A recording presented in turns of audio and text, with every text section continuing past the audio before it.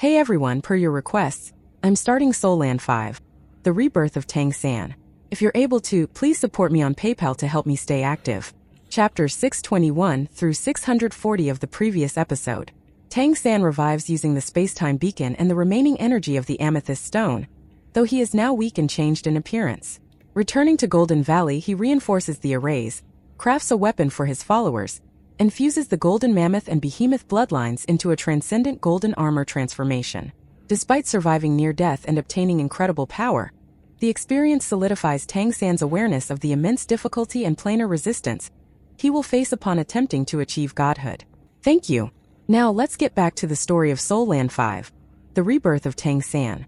Upon hearing these words, the Peacock Demon clan members were taken aback but also instinctively became curious. The future clan leader on the stage seemed to have strong control over space, but how would she fare against other attributes? Hu Mengyu turned to Mei Gongzi. Then let me give it a try. Go ahead. Mei Gongzi, not wanting to engage in too much conversation with him, made a gesture of invitation. Hu Mengyu didn't take flight, but his eyes instantly turned ice blue.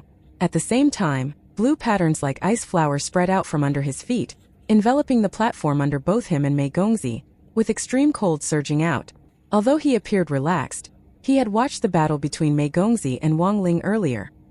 He dared not be careless and immediately used his domain-level power. Daring to challenge her naturally meant he had confidence. The Ice Phoenix bloodline was a first-tier one, and he himself was a peak-level demon king. His understanding of Mei Gongzi was even deeper and clearer than that of the Peacock Demon clan members. He had personally seen her participate in the elite competition in the ancestral court, but since he had been there, he knew that even if Mei Gongzi had broken through, it had only been a few days at the most. With his peak-level demon king power and comparable bloodline, he believed he had a good chance. However, in the next moment his expression changed. His ice domain had indeed enveloped both himself and Mei Gongzi, and he was well on his way to freezing Mei Gongzi, or so he thought. But just as his domain expanded and the cold air made even the spectators in the distance shiver, his vision blurred. When it cleared again, he found himself in mid-air. In other words, even though he had activated his domain, both he and his domain had been directly transported into the air. It looked like nothing had changed in their position, but the opponent had used space control to simply shift the entire battlefield. This was just preposterous. Hu Mengyu was startled by the opponent's spatial control, but with his rich combat experience, he didn't hesitate. Every bit of water in the air instantly turned into ice needles, shooting towards Mei Gongzi from all directions. Mei Gongzi floated quietly, silver ribbons of light swirling around her. As the ice needles passed through the silver light, they seemed to lose their way and turned back, shooting straight at Hu Mengyu. Condense! Hu Mengyu shouted coldly, and the ice needles halted. In the next moment they all exploded simultaneously, with powerful force, sealing off all the space around Mei Gongzi. Hu Mengyu was confident that his cultivation was definitely above Mei Gongzi's. Even if he couldn't match her in elemental control, he would overpower her with sheer force. However, the girl at the center of the explosion vanished into thin air. A flash of shock crossed Hu Mengyu's eyes. Impossible. His ice explosion had clearly shattered the surrounding space. How could she have teleported away? In fact, she hadn't teleported away. She had never been there to begin with. Dozens of Mei Gongzis appeared out of nowhere, surrounding Hu Mengyu on all sides. Each Mei Gongzi raised her hand, guiding a silver ribbon of light. For a moment, the sky was filled with dazzling silver light. The ice elemental energy was instantly transported away, and in the space delineated by the silver ribbons, there was not the slightest bit of it remaining. Hu Mengyu's pupils contracted, and his wings flapped violently as he activated his bloodline essence. Bits of spirit ice floated out from his phoenix wings, freezing the space they passed through. He then plunged into the ice layer. But Mei Gongzi made a circular motion with her hands. Seal. Her cold voice was clearly heard by everyone present. Then they saw the soft, cotton-like ribbons of light suddenly transform into solid silver pillars. With a bang, Hu Mengyu slammed into the pillar and bounced back, letting out a cry of pain as his body appeared to crack. The silver pillars were not made of bloodline energy alone. They seemed to be cracked, but those cracks were not caused by the collision with Hu Mengyu. Instead, they had been there to begin with. They were spatial rifts. Strangely, the usually unstable spatial rifts had formed into pillar shapes, creating a cage that trapped the ice phoenix inside. Hu Mengyu frantically launched attacks, but he had no external elemental energy to rely on. He was in a spatial cage that isolated him from it. so he could only rely on his innate ice energy to attack. Yet the spatial cage was incredibly solid. The Peacock Demon clan members present could feel that each pillar of the cage absorbed space energy from the outside to reinforce itself. Although it shook with each impact, it still trapped Hu Mengyu inside, preventing his escape. Even worse, it seemed that the energy of the pillars behaved somewhat like star shift, dissipating the powerful impacts. Mei Gongzi hovered above the cage, gently adding more and more silver ribbons of light, maintaining the cage's form. The lofty peacock imprisoned the proud phoenix. Many of the older Peacock Demon clan members couldn't help but feel tears welling up in their eyes at this sight. The Peacock Demon clan and the Phoenix race had always been archenemies. Seeing their rival trapped, a veritable bird in a cage, how could they not be moved to tears? This scene made them subconsciously begin to accept their new clan leader. They all believed strength was paramount, and what better way to prove one's strength than by humiliating one's enemies? Stepping on the cage, she slowly descended to the high platform. Although true experts could see that maintaining the cage required Mei Gongzi to continuously infuse spatial power, and it wouldn't be easy to kill the Ice Phoenix Demon King Hu Mengyu inside, the sight of it alone made the Peacock Demon clan's blood boil with excitement. A peacock stepping on a phoenix. This had been their dream for many years, and now it was right before their eyes. This Ice Phoenix Demon King was far from comparable to an ordinary Demon King, yet he was defeated by Mei Gongzi in a short time. Although she had just passed her tribulation, she was undoubtedly a top-tier existence among Demon Kings. She didn't just win because she could suppress the bloodline of her clan. She was truly powerful. Mei Gongzi's age was no secret. Everyone knew she wasn't even 20 yet. A Demon King under 20 was unprecedented in the history of the Peacock Demon clan, especially one so powerful. If the ancestral court was too far away and the elite competition merely boosted her reputation among the nobility, then now, in front of everyone, 2 battles against Demon Kings had fully demonstrated her strength. More importantly, they demonstrated her potential. Undoubtedly, she had proven to everyone who mattered that she had the bearing of an emperor.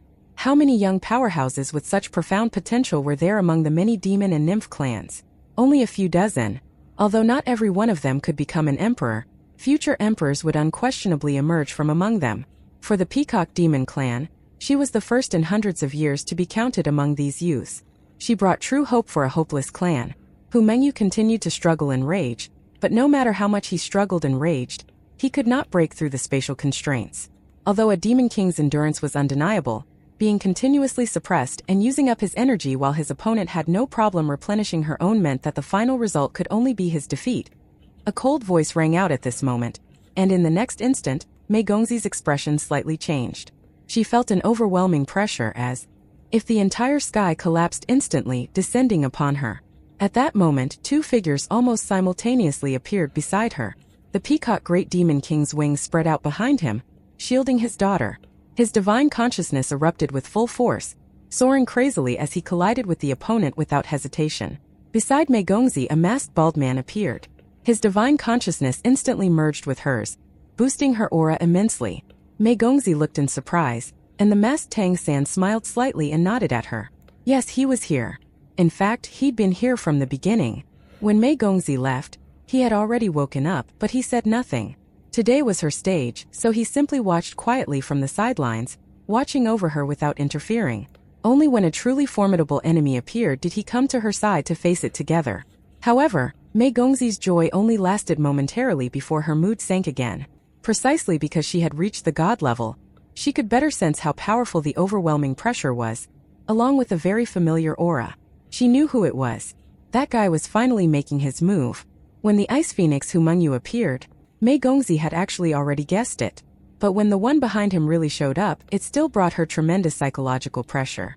With a flick of her foot, the spatial prison beneath her shot out, flying 100 meters away before the spatial power dissipated, releasing the disheveled Hu Mengyu. In the distant sky, figures flew rapidly closer. Among them was a huge, crystalline figure radiating dazzling light under the morning sun, as if another sun had appeared in the sky. Beside it were other flying figures, each radiating dazzling brilliance and powerful auras. The Peacock Demon clan also reacted at this moment. All god-level powerhouses, even the Queen Consort who had been confronting the Peacock Great Demon King earlier, had already taken flight, releasing their bloodline auras. They stood protectively on either side of the Peacock Great Demon King, whose face had turned somewhat pale from bearing the brunt of the opponent's divine consciousness assault. A resounding phoenix cry echoed through the heavens and earth, shaking the entire world. A dazzling beam of light flickered in the sky, followed by a dozen phoenix cries that resonated with it. The one appearing at this moment to interfere with the Peacock Demon Clan's inheritance ceremony could be none other than the Crystal Phoenix Demon Emperor. The immense pressure made the entire mountain seem to tremble. The expressions of all the Peacock Demon Clan powerhouses became extremely grave. The last time the Crystal Phoenix Demon Emperor came, the Peacock Great Demon King was in his prime, yet even so, he had barely managed to withstand the Crystal Phoenix Demon Emperor by leveraging the Peacock Demon Clan's long-standing heritage in Kali City. But this time, the Peacock Great Demon King's old injuries had not healed at all. What power did he have left to resist now? Although the Peacock Demon Clan had several Great Demon Kings and a dozen Demon Kings, a lineup not inferior to the opponents, the power of an emperor could not be measured in terms of Great Demon Kings and Demon Kings. The voice of the Crystal Phoenix Demon Emperor echoed from afar. Originally, I was going to miss this, but I heard that your ceremony was delayed by 5 days, so I decided to join in the fun. Wang Qing, do you know that if you hadn't exposed your daughter at the ancestral court, I might have waited a bit longer until the time was more opportune to come. But you brought her to the ancestral court, and she trampled upon everyone to become the absolute champion. At that moment you should have realized the consequences. Last time you managed to keep me away thanks to the Sword Saint Demon Emperor. This time I want to see what power you have left to stop me. The Peacock Great Demon King stared coldly at him without rushing to speak. The powerful members of the Phoenix race had already arrived. This time there were no vassals from other clans. All who came were from the Phoenix race. The Crystal Phoenix Demon Emperor's handsome face carried a cold and superior expression, as his gaze swept over the powerhouses of the Peacock Demon Clan. The Phoenix is the king of all birds, and that includes the peacocks. I allow you to submit to me. Wang Qing and his daughter must die, but as long as you are willing to submit, you will remain part of Kali City, and the Peacock Demon Clan will continue to exist. Bullshit. When our ancestors were still around, where were you Phoenix demons? Back then, the world only knew the celestial fox controlling fortune, and the peacock peering into the secrets of the heavens. Where was your Phoenix race? The Queen Consort's angry voice rang out.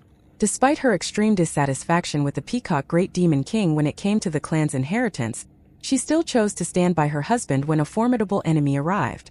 The Peacock Great Demon King turned to look at his wife. Despite facing the immense pressure of the Crystal Phoenix Demon Emperor, a slight smile appeared on his face. He reached out and took his wife's hand. Look at you, still so impulsive, still preferring to break rather than bend. The Queen Consort struggled but couldn't free her hand from his. She looked away and said coldly, "This is our mortal enemy. How can we bend?" Indeed, not a single one of the Demon Kings or Great Demon Kings of the Peacock Demon Clan was swayed by the words of the Crystal Phoenix Demon Emperor. The two clans were natural enemies. Submitting to a mortal enemy was no different from death. Wang Han, who was still standing beside the Queen Consort, sighed lightly. "Your Majesty, the clan leader is right. Our real hope lies with little Mei. Our clan's greatest regret is that we don't have an emperor, and who else can accomplish that but her? Clan leader, let us old ones hold them off. You take the young clan leader and leave. We will buy you some time. Only if the young clan leader survives does our clan have a future. There will always be a time for a comeback." The Peacock Great Demon King didn't directly answer him but turned to look at the Queen Consort beside him and asked, "What do you say? Get lost, all of you. Take all the youngsters and leave. We'll stay. I never want to see you again, you bastard. I'll consider myself blind for life." The Queen Consort angrily shook off the Peacock Great Demon King's hand. In an instant, all the Demon King level members of the Peacock Demon Clan radiated a brilliant silver light, causing the space element in the air to fluctuate violently. Even the castle in the ancestral land of the Peacock Demon Clan behind them emitted a faint silver glow. These Demon Kings were all determined to face death. The Crystal Phoenix Demon Emperor had only brought members of the Phoenix race with him, and no vassals from other races, indicating that this time his arrival was different from the last. Last time, he was here with a declared purpose, backed by the righteousness of the ancestral court.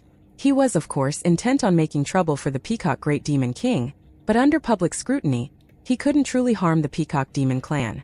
Becoming Kali City Lord required much more maneuvering. But this time, the Crystal Phoenix Demon Emperor had made up his mind.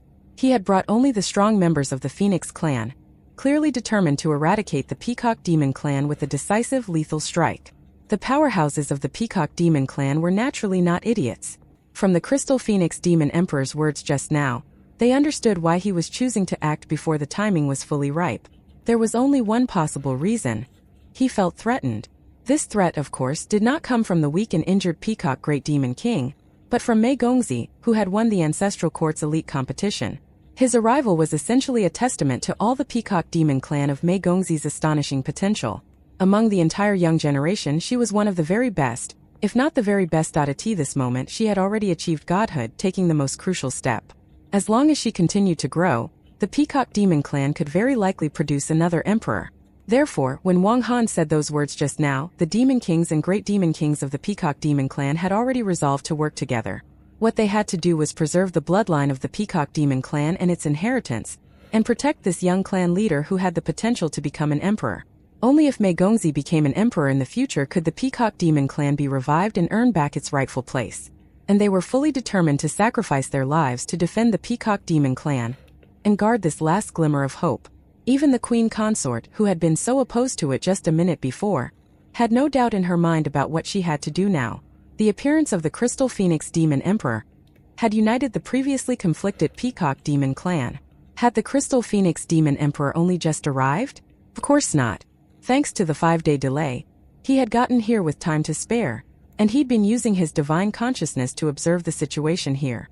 What he most wanted to see was the Peacock Demon clan engaging in internal strife, truly fighting each other, and the Peacock Great Demon King being utterly defeated. That would have made him the happiest. Yet he hadn't expected Mei Gongzi to have already achieved godhood and to demonstrate such powerful strength, not only defeating the clan's powerhouses but also easily overcoming Hu Mengyu, whom he had long arranged to be here and start trouble. The Crystal Phoenix Demon Emperor couldn't wait any longer. Mei Gongzi's growth rate was so fast that even he felt a sense of panic. He'd been wavering before. She was the daughter of Su Qin, the love of his life, and when he heard that the Tenebrous Demon Emperor had been unable to kill her, he had actually felt relieved. But as he witnessed this, he immediately made up his mind otherwise. If she continued cultivating at this pace, it wouldn't be many years before the Peacock Demon clan produced another emperor. At that time he would never have the chance to defeat the Peacock Demon clan and seize control of Kali City. No, forget about that. It was practically a given that she'd try to get revenge. Thus, he brought the Phoenix race powerhouses here. He couldn't worry about much else now. The other members of the Peacock Demon clan didn't matter, but the Peacock Great Demon King and Mei Gongzi could not be allowed to live. As long as he dealt with them, the remaining members of the Peacock Demon clan wouldn't pose a threat to him. But as it turned out, another surprise was awaiting. The previously conflicted Peacock Demon clan immediately united against him, and they all seemed fully intent on laying down their lives if that was what it took. With so many Great Demon Kings and Demon Kings, even if he gave his all, it would take some time to completely defeat them.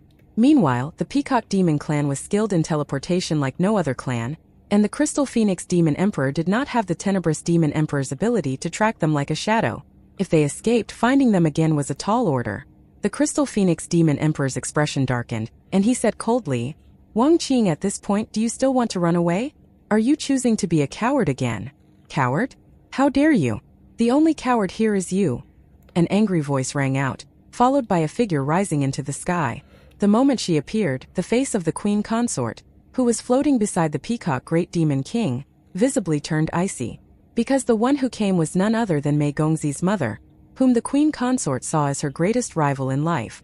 Su Qin's eyes were red, and a pair of white wings flapped behind her, carrying her into the air. She gazed at the Crystal Phoenix Demon Emperor, her whole body exuding a murderous aura. The power she emanated was clearly at the Demon King level. At the sight of her, the Crystal Phoenix Demon Emperor noticeably hesitated. If there was anyone in the world who could make him feel guilty, it was her. Su Qin looked at him coldly. "All right, tell me more about how you want to kill my daughter."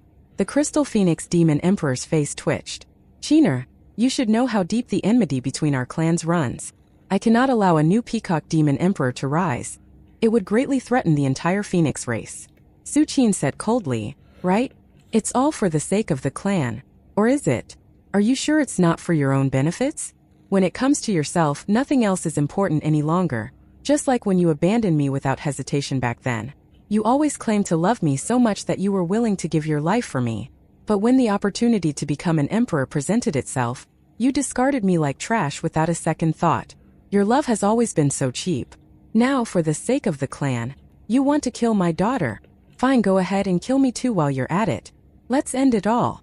The Crystal Phoenix Demon Emperor's face visibly paled. He could be ruthless to anyone, but the woman in front of him was the one person he felt guilty toward, and also the one person he could never forget. He smiled bitterly. Qiner, you should know how important it is for a demon to become an emperor. If I couldn't become an emperor, how could I be here today, ready to crush everything? I love you. I swear up until now, you are the only one I've ever loved. You can ask any of my clansmen. With my status as an emperor, I have never taken a wife, not even a concubine. Every word I said to you back then was from the bottom of my heart. In this life I will only love you. I don't care that you had a child with him. As long as you are willing to come back to me, I will love you wholeheartedly, and we will have our own children in the future. Su Qin sneered. Do you think I would believe you? And let me tell you something. When I gave birth to little Mei, I almost died from a difficult labor and I have lost the ability to conceive. Do you still want me? The Crystal Phoenix Demon Emperor's expression changed, and he angrily glared at the Peacock Great Demon King. You bastard, is this how you treated her? The Peacock Great Demon King laughed, equally angry. You have the gall to call me a bastard? Maybe other people can do that, but not you. Where were you back then? The Crystal Phoenix Demon Emperor hesitated for a moment, then suddenly turned to Su Qin. I want you whether you can have children or not. I want you as a person, not as a childbearing machine. As long as you are willing, I will love you forever. Su Qin said coldly. And then have children with other women, right? At that time, you will tell me it's for the sake of the clan's continuation. Your duty as an emperor, correct? The Crystal Phoenix Demon Emperor was stunned. Lin Shima, I've seen through you a long time ago. You are selfish and you care about no one but yourself. So I am unwilling to be with you, and I will never go with you of my own will. Come on, kill me. Step over my body, step over my daughter's body, and continue on your way. As she spoke, she was about to fly forward. But at that moment, a flash of silver light appeared, and another person was beside her.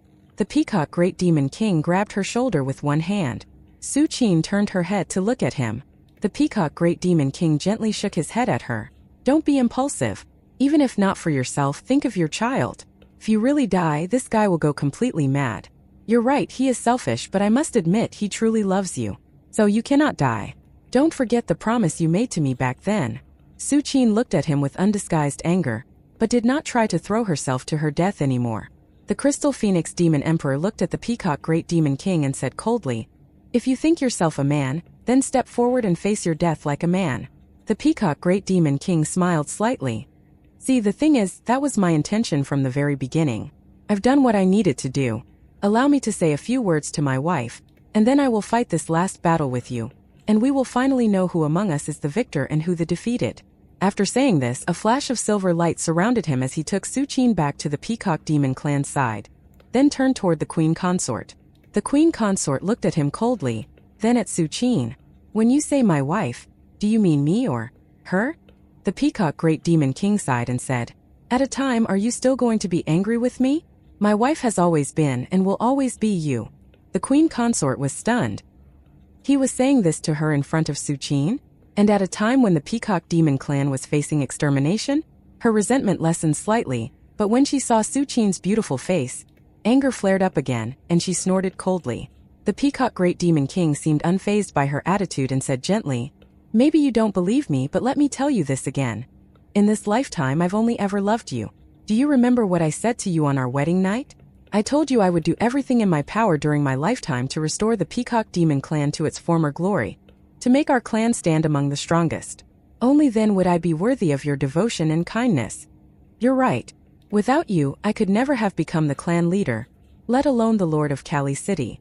When I first met you, I had no ambitions. Back then, you were a lofty princess, and although I was from the right family, I was just an insignificant junior. You were a year older than me. I often secretly watched you, thinking that you looked so beautiful, so noble. As we grew older, I worked hard, but my talent was just average. At best, I was a bit smarter than other clan members. In terms of strength and bloodline, I wasn't particularly outstanding. But you were different. You were a direct heir to the Emperor's lineage, with the noblest bloodline in our clan. Yet, when it came time for you to take a husband, you chose me. You chose someone who wasn't particularly exceptional. Do you know how I felt at that moment? I felt dizzy, as if I was on top of the world. I've never dared to ask why you chose me. Can you tell me now? Listening to the Peacock Great Demon King's gentle narration, the Queen Consort's expression gradually changed. She had thought he had long forgotten all this, but now he was recounting it so clearly. It had been decades since these events, but as she listened to him now, the icy expression on the queen consort's face gradually melted. Because you're smart. You were the smartest of our generation, the queen consort murmured. The first time I noticed you was during a clan school exam. I studied alone at the clan school, but each test I took was the same as yours.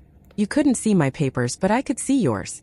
There were rankings for the clan school exams, you know? Although your bloodline power and combat strength weren't the highest, you were always the absolute top when it came to knowledge. Pausing for a moment, the queen consort then continued. And I was always second. The peacock great demon king was stunned. So, because you could never beat me in exams, you... The queen consort turned her head away and said faintly, at that time I didn't have the privilege to like anyone. Because of my bloodline, the clan only allowed me to choose a spouse from the direct lineage. It's just as Su Qin said. As a bearer of the emperor's bloodline, it was my duty to bear offspring for the clan. I chose you because I valued your intelligence. I thought that with your intelligence and my bloodline power, our offspring would be exceptional. The peacock great demon king smiled bitterly. So that's how it is. I wondered how an insignificant guy like me could earn your favor, but my bloodline still held us back, and our child didn't inherit a truly powerful bloodline. The queen consort snorted. Your bloodline had issues? Then how did you produce such a daughter? Why couldn't you give me such an exceptional child? The peacock great demon king looked at her with an unusual expression and said, there's actually a very good explanation for that, and you'll find out in a few moments. In fact, you've been wrong all along. You can hate me, and you can hate Su Qin if you want, but you can't hate little Mei. The queen consort was taken aback. In the distance, the crystal phoenix demon emperor had grown impatient and said, are you done yet? The peacock great demon king turned to him and said calmly, shouldn't you let me talk a bit more now? After all, I'm your rival in love, and watching your rival confess his feelings to another woman should satisfy your twisted mind, shouldn't it? After speaking, he no longer looked at the crystal phoenix demon emperor and turned back to the queen consort. After you chose me, you put in all your effort to help me to raise my cultivation, to help me control the clan's divine artifact, and even used your emperor bloodline to stimulate mine, making me stronger. Without you, I'm not sure I would have become a great demon king, much less the clan leader. You helped me grow step by step to the strength I have now. Back then I could sense that you didn't really like me, but as time went on you grew fond of me, right? The queen consort pressed her lips tightly. Who the hell is fond of you? Don't flatter yourself, it's just responsibility. The peacock great demon king laughed. Don't bother. The more you deny it, the more it proves I'm right. I know your personality too well. But you didn't lose out because I loved you from the beginning. I always admired you when we were young, and I could not be happier to marry you and have children together. I've always deeply loved you, and that never changed even for a second. Never changed? If you've never changed, then what about her? The queen consort said, turning to look at Su Qin. The peacock great demon king sighed. That was all for the promise I made when we got married. And now it's time for me to tell you everything. Today is my last day in this world, and there is nothing left to hide. We need to clarify everything. Come, Lin Shima, let's have our final battle. Let my wife and Su Qin witness it. As he spoke, he raised his hand, creating a silver arc that enveloped Su Qin and the queen consort, making them disappear instantly and reappear high in the sky. Standing on the platform, Mei Gongzi was shocked to see her mother taken away. She was about to chase after them, but Tang San grabbed her and held her back. Mei Gongzi turned to look at him in confusion. Tang San sighed softly and said, the peacock great demon king's life force is already irreversibly drained. His physique, bloodline power, and divine consciousness all took serious damage because of that fight. Then during your tribulation he suffered from the aftershocks as he protected you. His life is at its end. But your mother will be fine, trust me. Let's wait here and let the older generation resolve their own matters. Don't worry, the Peacock Demon clan will be fine, and so will Kali City. Mei Gongzi's heart stirred and she asked in confusion, do you know something? Tang San nodded. Your father told me some things, but I promised him I wouldn't tell you yet. It's for your own good. When you become an emperor in the future, you'll understand. Mei Gongzi was taken aback. What exactly is it? Tang San simply shook his head lightly. He couldn't lie to her, but it was also not the right time to tell her. A beam of crystalline light streaked across the sky, soaring into the heights. Instantly, the entire sky was filled with the powerful divine consciousness pressure of the Crystal Phoenix Demon Emperor. Rising into the sky, he looked at the Peacock Great Demon King, the Queen Consort, and Su Qin and said coldly, Are you planning to use Su Qin to threaten me, to make me afraid to kill you? The Peacock Great Demon King shook his head, chuckling lightly. You don't need to insult me like that. When did I rely on other people to prolong my life?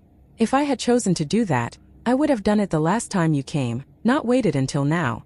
As he spoke, the peacock crown on his forehead lit up.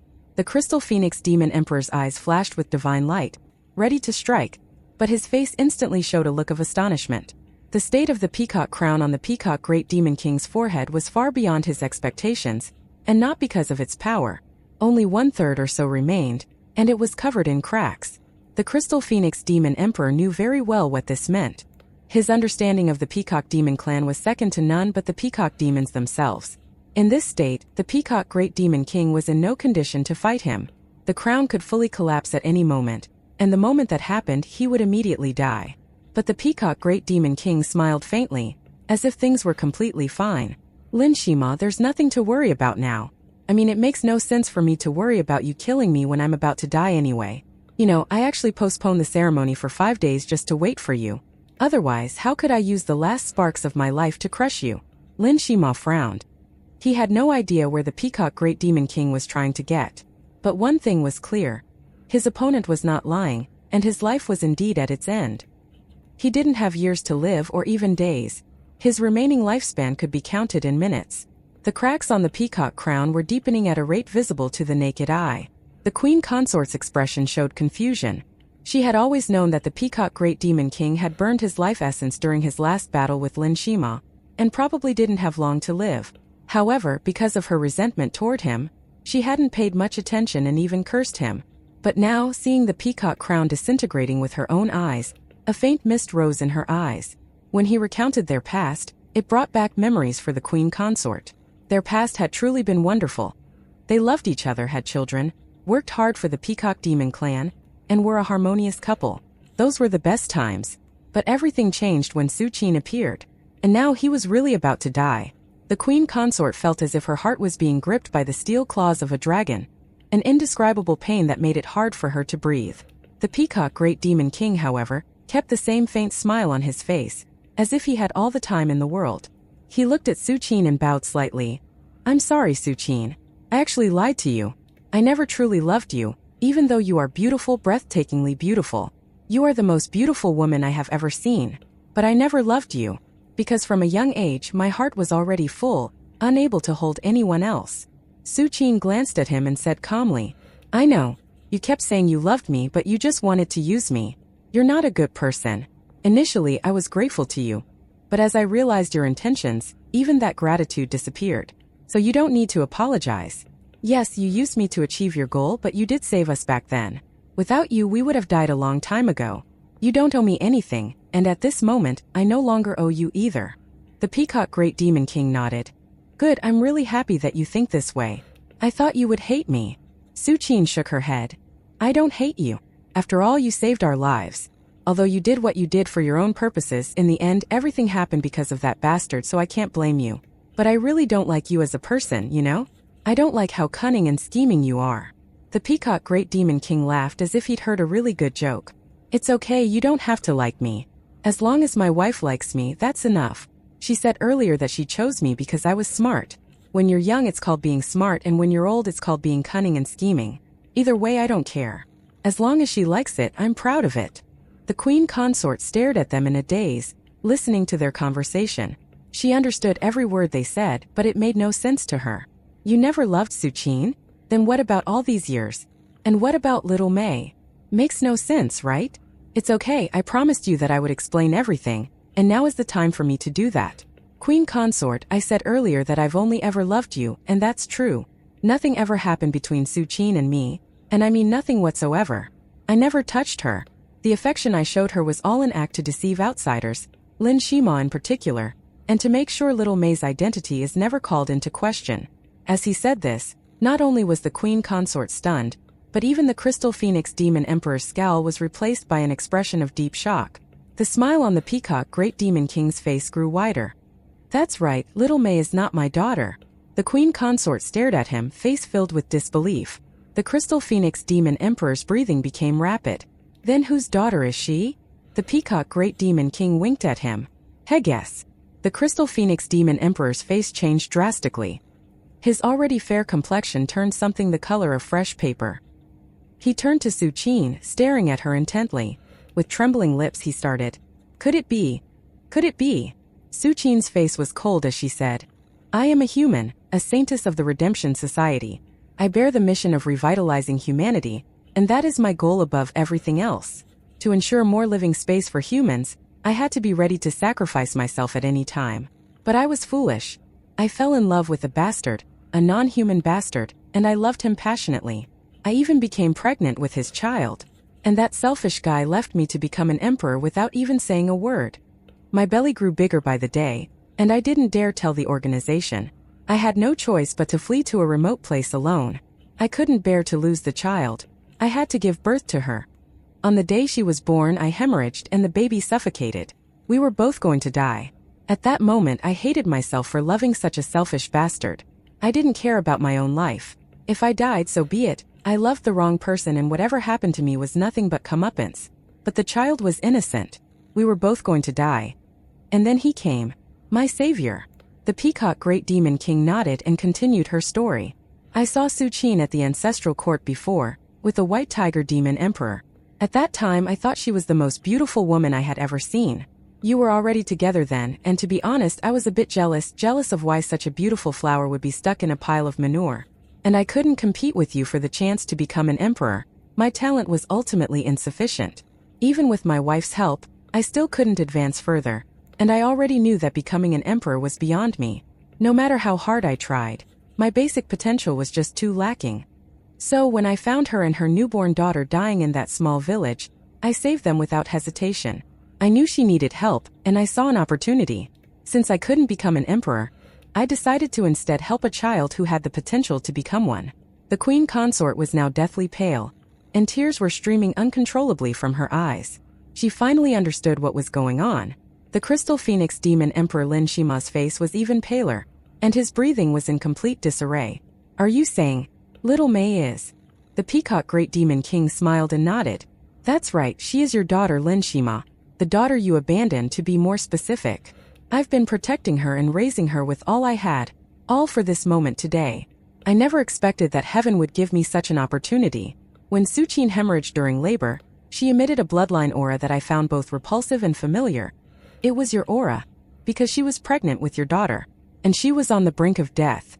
I could never have imagined that the beloved little princess of the White Tiger Demon Emperor and Lin Shima's woman would end up in my territory of all places. At that moment, many thoughts crossed my mind. I should have been happy that your woman was dying. I wasn't so kind-hearted as to do something like saving her out of a sense of gratitude or duty. So, I can't really be considered their savior. But then I thought of a possibility. I could never become an emperor, so how could the Peacock Demon clan truly rise? I could make Kali City prosperous economically, but not having an emperor was our greatest vulnerability. In the face of absolute power, everything else is illusory. I had no chance, and my offspring with my wife was also bound to have no chance due to my inadequate bloodline. But perhaps there was another way? So I first stabilized Su Qin's condition and helped her deliver her baby. The child was in poor condition. She'd been strangled by the umbilical cord, her bloodline origin was dry, and she was practically dying. But I was certain that her potential would be great in the future. After all, the White Tiger Demon Emperor's bloodline and the Crystal Phoenix clan's bloodline are both first tier. As long as there was no conflict, the foundation laid by these two bloodlines was bound to be exceptional. And then I had a bold idea. I left the White Tiger bloodline as it was, and I just infused it with some energy.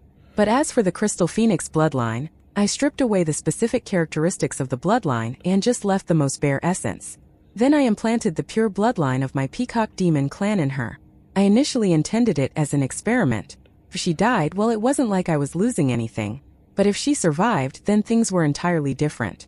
What amazed me was the incredible vitality of this tiny life. After I stripped away the Crystal Phoenix bloodline characteristics and infused the Peacock Demon bloodline, she survived and merged with the bloodline seamlessly. When Su Qin woke up, I didn't hide anything. I told her everything and explained the outcome. She had nothing to criticize. If I hadn't injected the Peacock Demon bloodline into the child, she would have surely died due to her bloodline origin being dry. Removing the Crystal Phoenix bloodline characteristics was, of course, my selfish plan. But thinking back, if she had 3 bloodlines, she might not have survived either due to bloodline conflict. I couldn't have injected her with the Crystal Phoenix bloodline, so whatever the case, I still saved her. She survived and became my daughter, and she's now calling me father. But even though she has the Peacock Demon bloodline flowing through her, she also has the essence of your Crystal Phoenix lineage. So she is still your daughter. The one you want to kill is your own biological daughter. So, how are you feeling? Surprised? Excited? As he said this, the smile on the Peacock Great Demon King's face grew even wider, while the Crystal Phoenix Demon Emperor's face turned pale, and his entire body began to tremble. I have a daughter? She is my daughter. With Su Qin?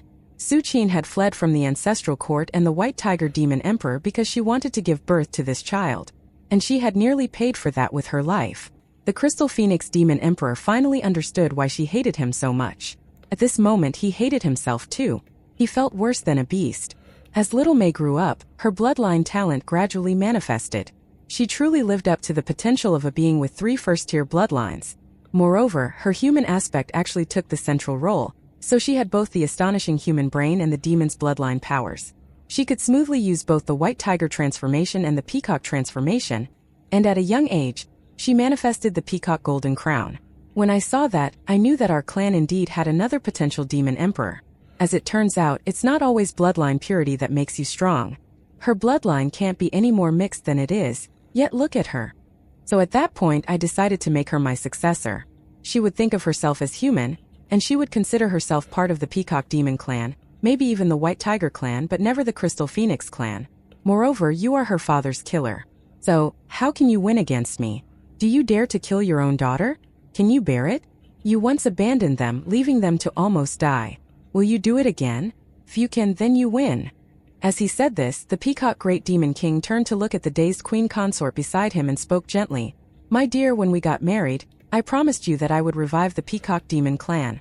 I have achieved everything else except, our clan has no emperor. So I have created a successor with the potential to become an emperor. That is my gift for you. Don't hate Little Mei, don't be hostile to her.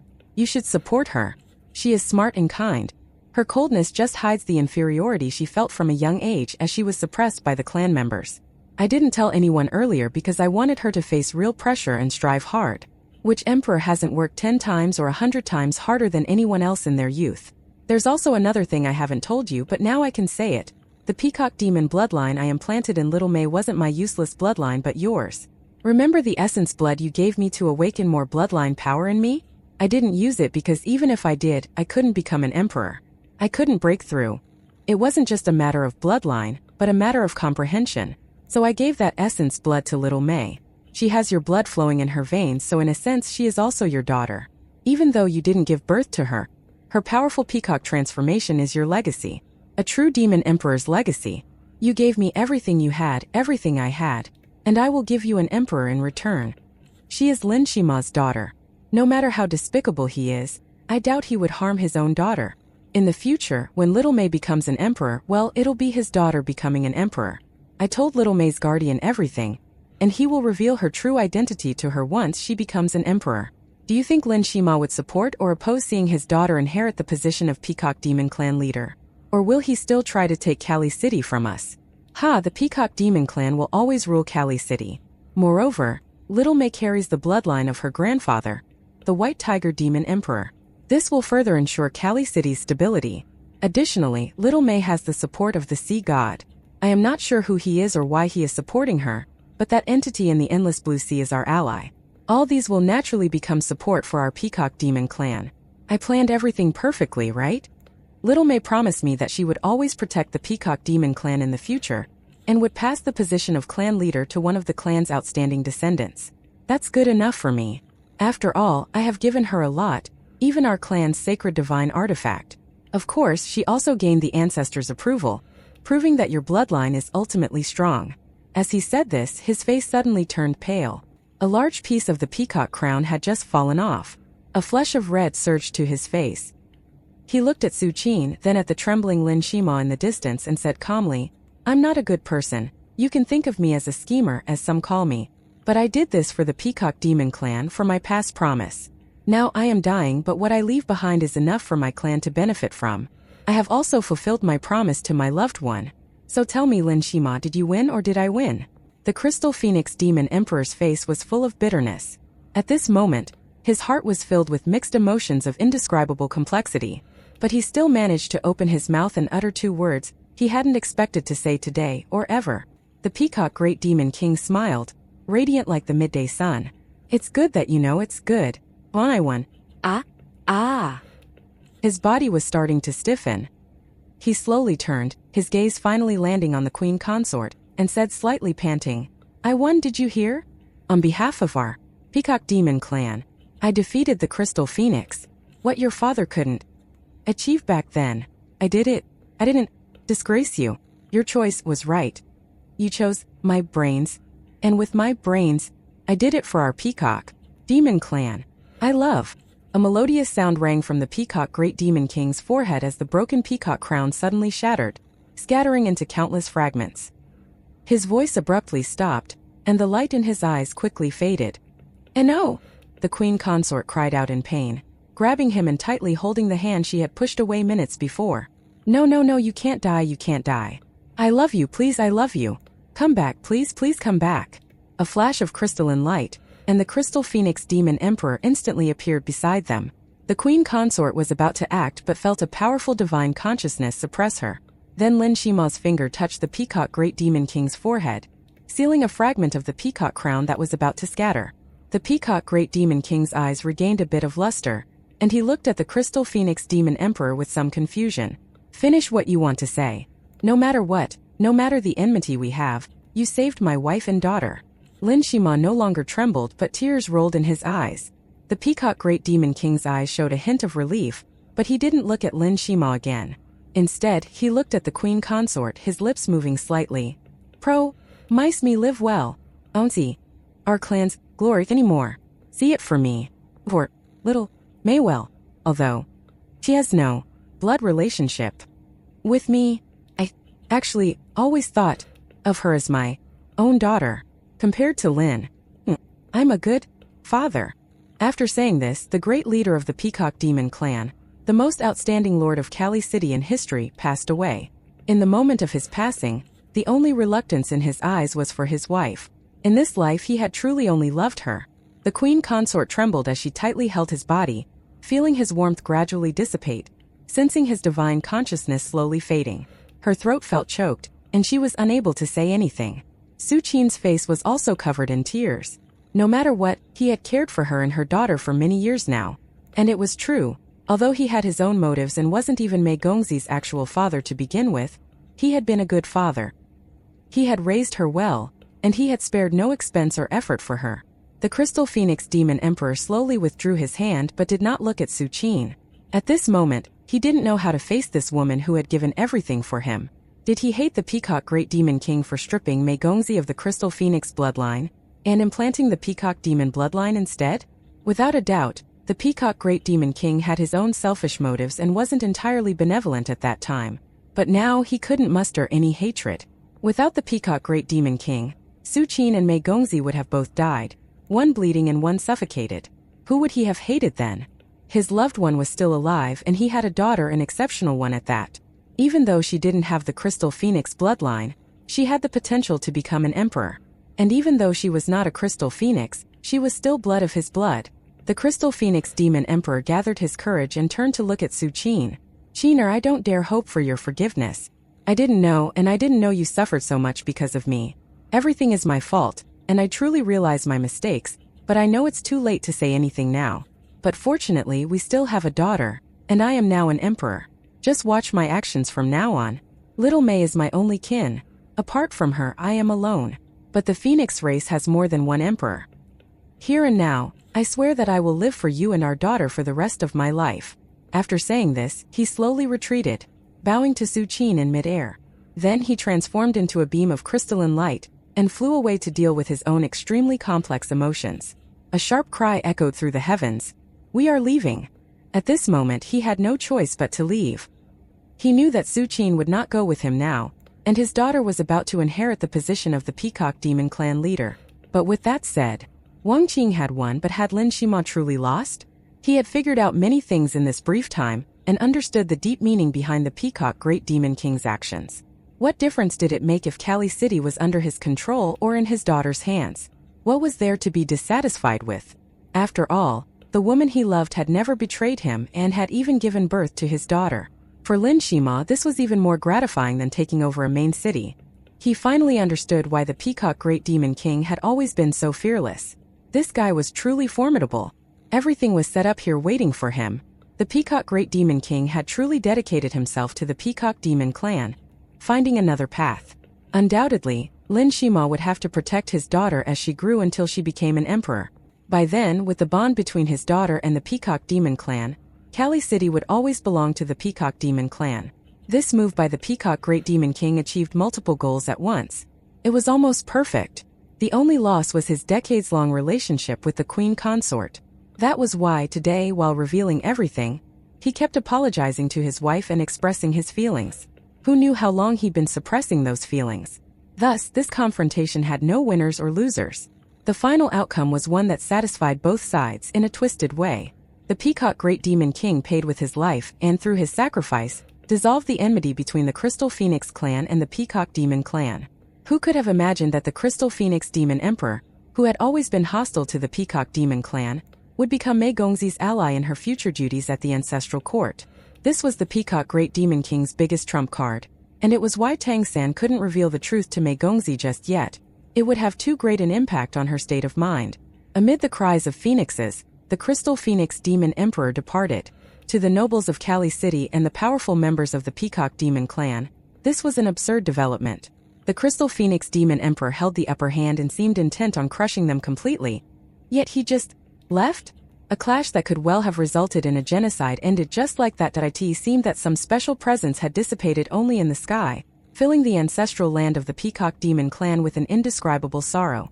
The Queen Consort descended from the sky, her eyes vacant as she held the corpse of the Peacock Great Demon King, with Su Qin following by her side.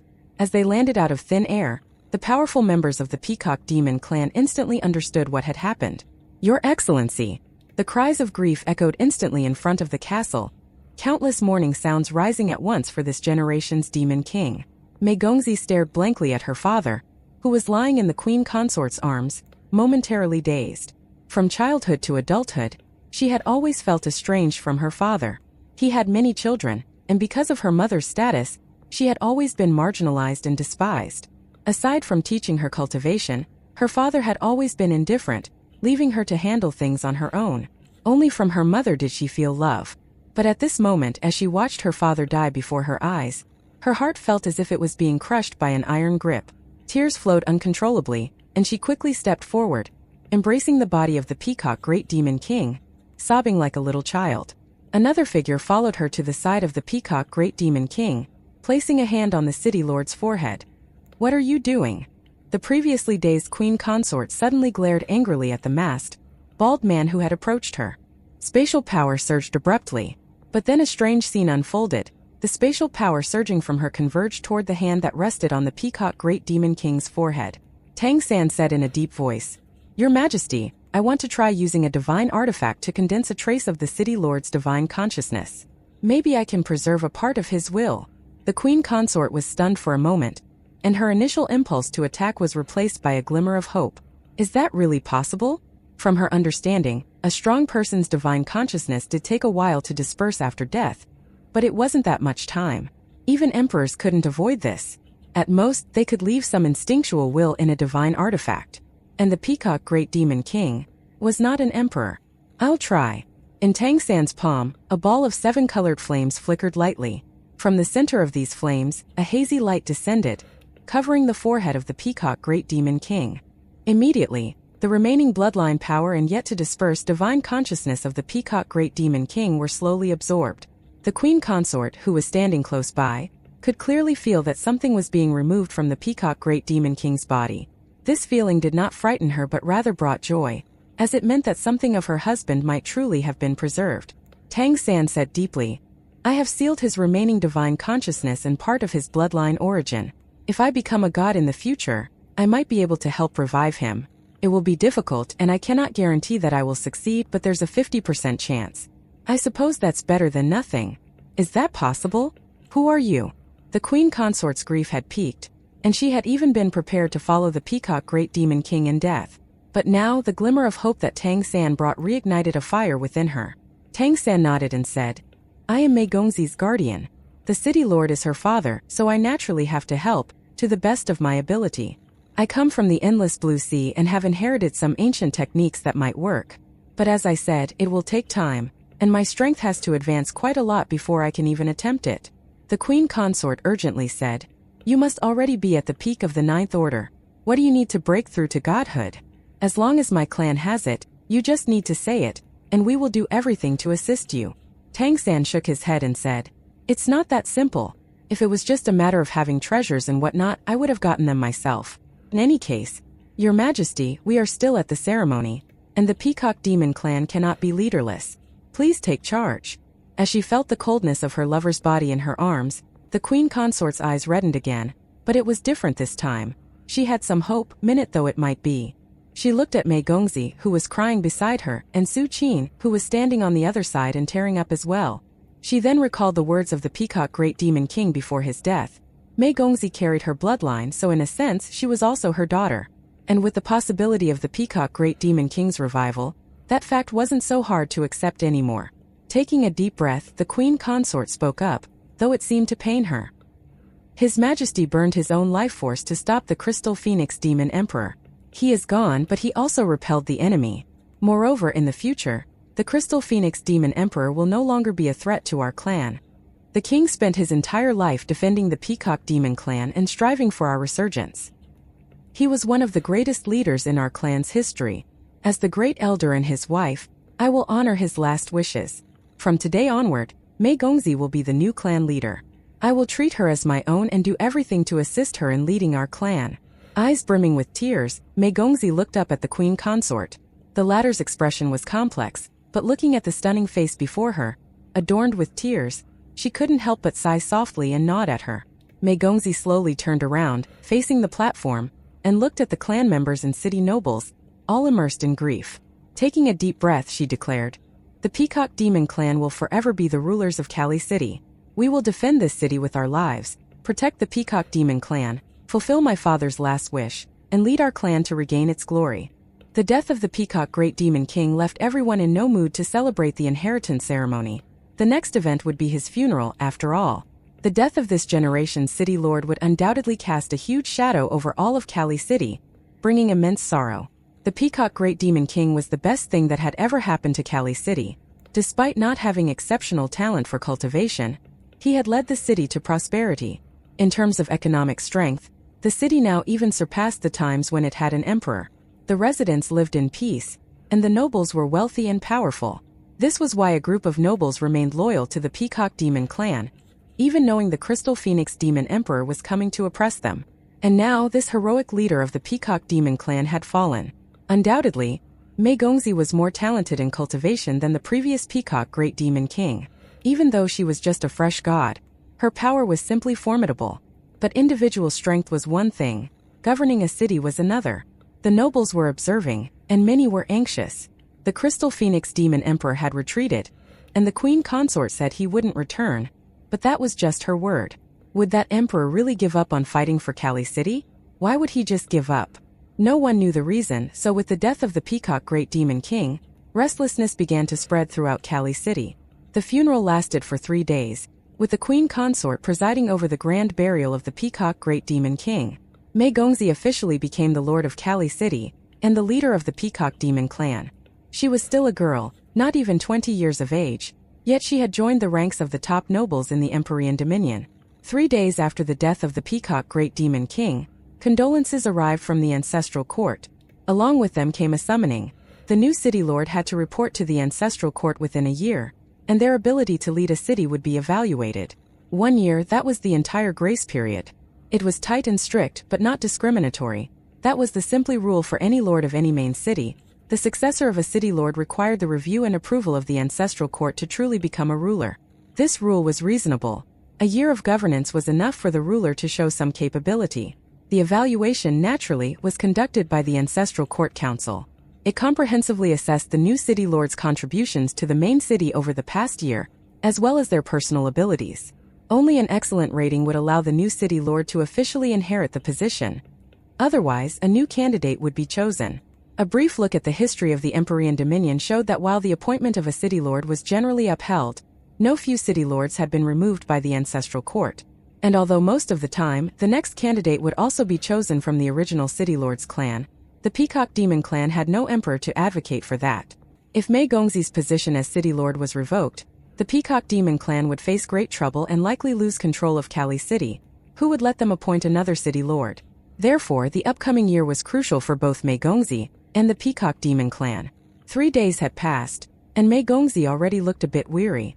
In those 3 days, she not only had to handle her father's funeral, but also take over the responsibilities of the city lord of Kali City. Obviously, she had little experience in governing a city. In fact, the Peacock Great Demon King hadn't expected her to have much capability in this area. Becoming an emperor was bound to consume most of her energy, and no one could excel in everything. Of course, there was still the queen consort.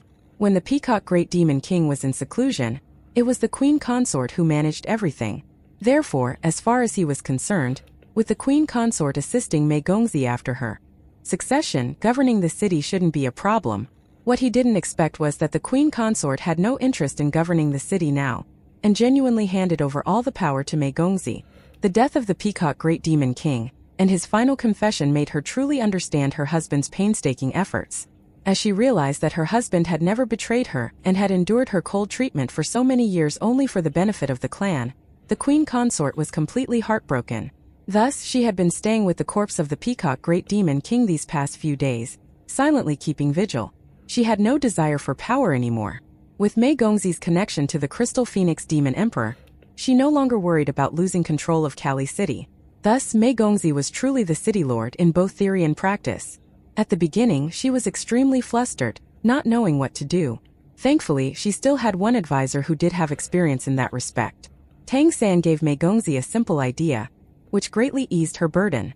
Tang San suggested that she invite the Etherhorn Deer Demon King, the president of the Etherhorn Merchant Association, to serve as the chief of finances, and the Golden Deer Demon King to serve as the chief of administration.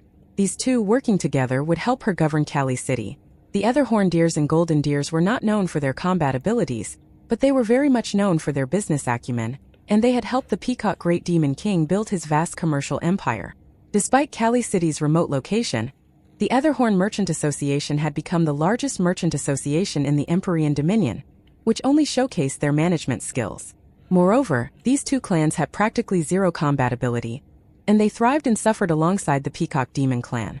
They were loyal followers of the Peacock Great Demon King. Appointing them to important positions immediately would win them over, making them understand that even with a change in leadership, they were still valued. In fact, they were even more valued now. This ensured their dedication and effort in governing Kali City. Indeed, once these appointments were made, the chaos in Kali City quickly returned to order. With the efforts of the two Deer Demon clans, everything got back on track. Mei Gongxi pledged an oath that she would succeed in her evaluation, and that Kali City would no longer face threats from the Crystal Phoenix Demon Emperor. She asked them to focus all their efforts on economic development and city construction. Her only personal requirement was to establish human settlements near Kali City, granting ordinary humans legal inhabitant status so they could have basic living conditions. With that, in Kali City and its surrounding areas, demons were strictly forbidden from enslaving or harming humans, with severe punishment for violators. The nobles of Kali City had anticipated this law, given that Mei Gongxi had human blood. It was only natural for her to enact such a decree after inheriting the position of clan leader, so they simply shrugged and did what they were told. It wasn't like they were losing much. Humans did not possess great strength, but they had clever minds and were excellent craftsmen and artisans. As slaves, they had always been favored by the nobles, and while the latter weren't all that happy about having to pay them now, they accepted it. Only some of the more conservative nobles protested, but they were soon subdued. Tang San was appointed by Mei Gongxi as the chief of guards, and the first thing he did was establish an inspection team to monitor illegal activities in the city, especially those involving humans. Of course, in order not to cause discontentment among the nobles, the members of the team were not human. Of course, Tang San could have appointed the Crimson Fox girls, who were now strong enough for most practical purposes, but that was not in anyone's best interests. Instead, the core force of the inspection team consisted of 50 young and strong members of the Lion Tiger clan, along with 100 carefully selected people from the Peacock Demon clan. Thanks to the intelligence network of the Etherhorn Deer Demon clan, the inspection team was very quick to act. When a few nobles who harmed humans had their heads on display on the city wall, the nobles realized that the new clan leader was serious. With that, the safety of humans was ensured, at least for the time being. With the support of the Etherhorn Deers and the Golden Deers, human settlements began to be established outside Kali City. Redemption Academy quietly sent representatives to the settlements in order to educate humans. Imparting knowledge was their priority, of course. Meanwhile, Mei Gongzi successfully becoming the Lord of Kali City was obviously a major milestone for the entire Redemption Society. The news had immediately reached the headquarters of the Redemption Society, where it was received with ovations. Mei Gongzi was directly elevated to Purple Class, the highest position in the society, and was granted the title of Saintess just like her mother. Humans finally had a main city they could rely on. In the near future, as the news of Kali City's friendliness toward humans spread, more humans would surely come to seek refuge. However, Tang San did not allow the information to spread. In fact, he even used the Deer Demon's intelligence network to make sure it was kept under wraps. Mei Gongzi had just become the Lord of Kali City and had not yet gained a firm foothold. Excessive friendliness toward humans would inevitably provoke a backlash from the major demon nobles. If too many humans gathered, it would increase Kali City's burden and expand its influence far more than its status allowed, giving the ancestral court reasons to cause trouble. Things had to be taken step by step.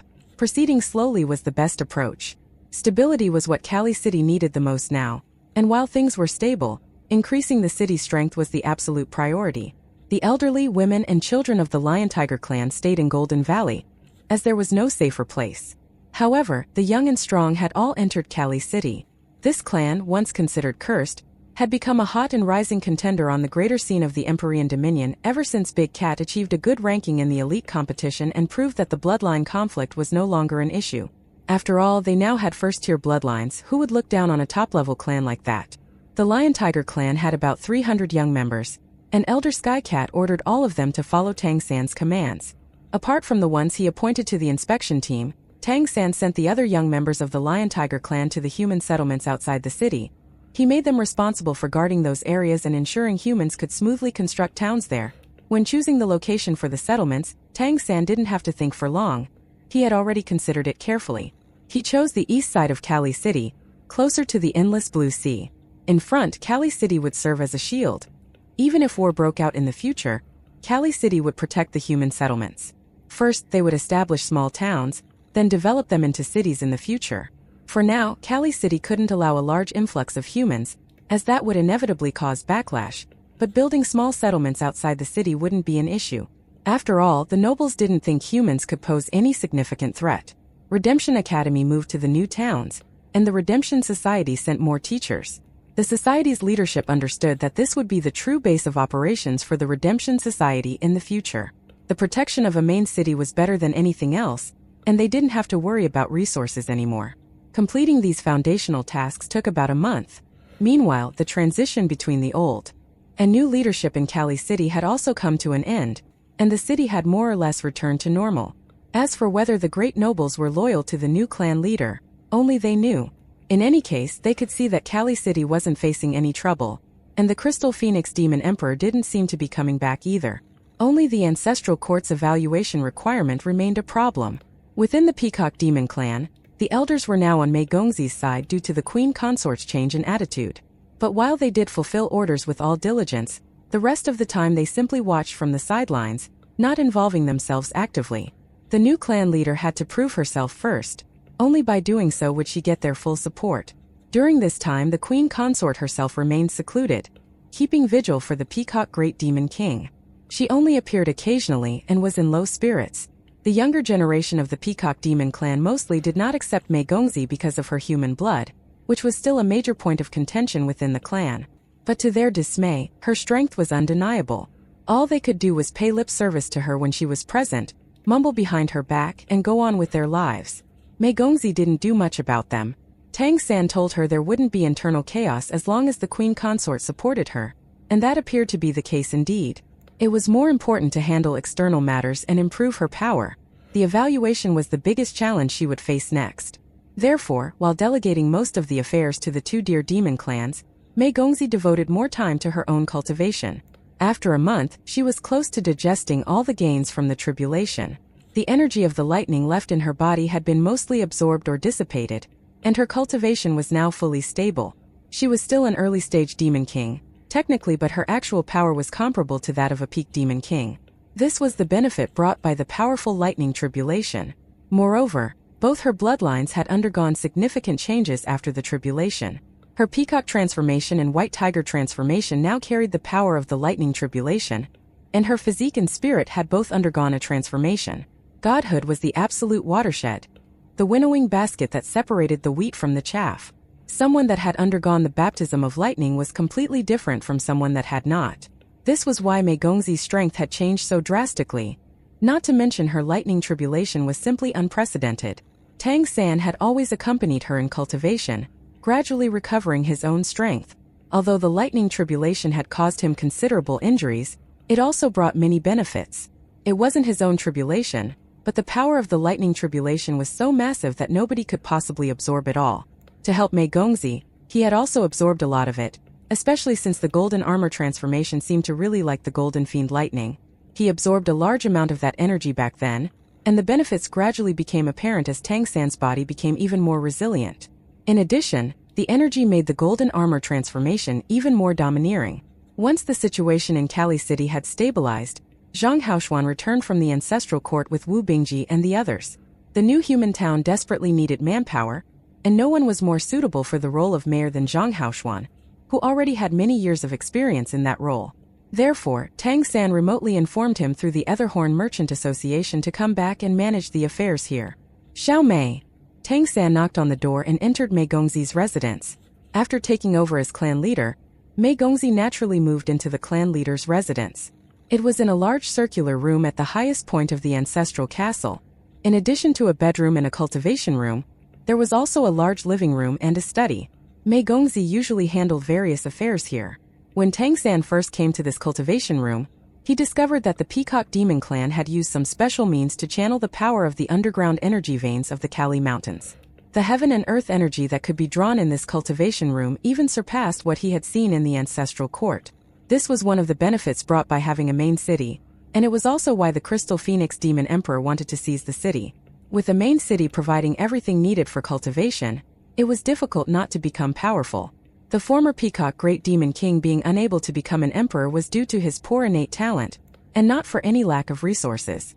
Naturally, Tang San had also been cultivating in this room with Mei Gongzi recently.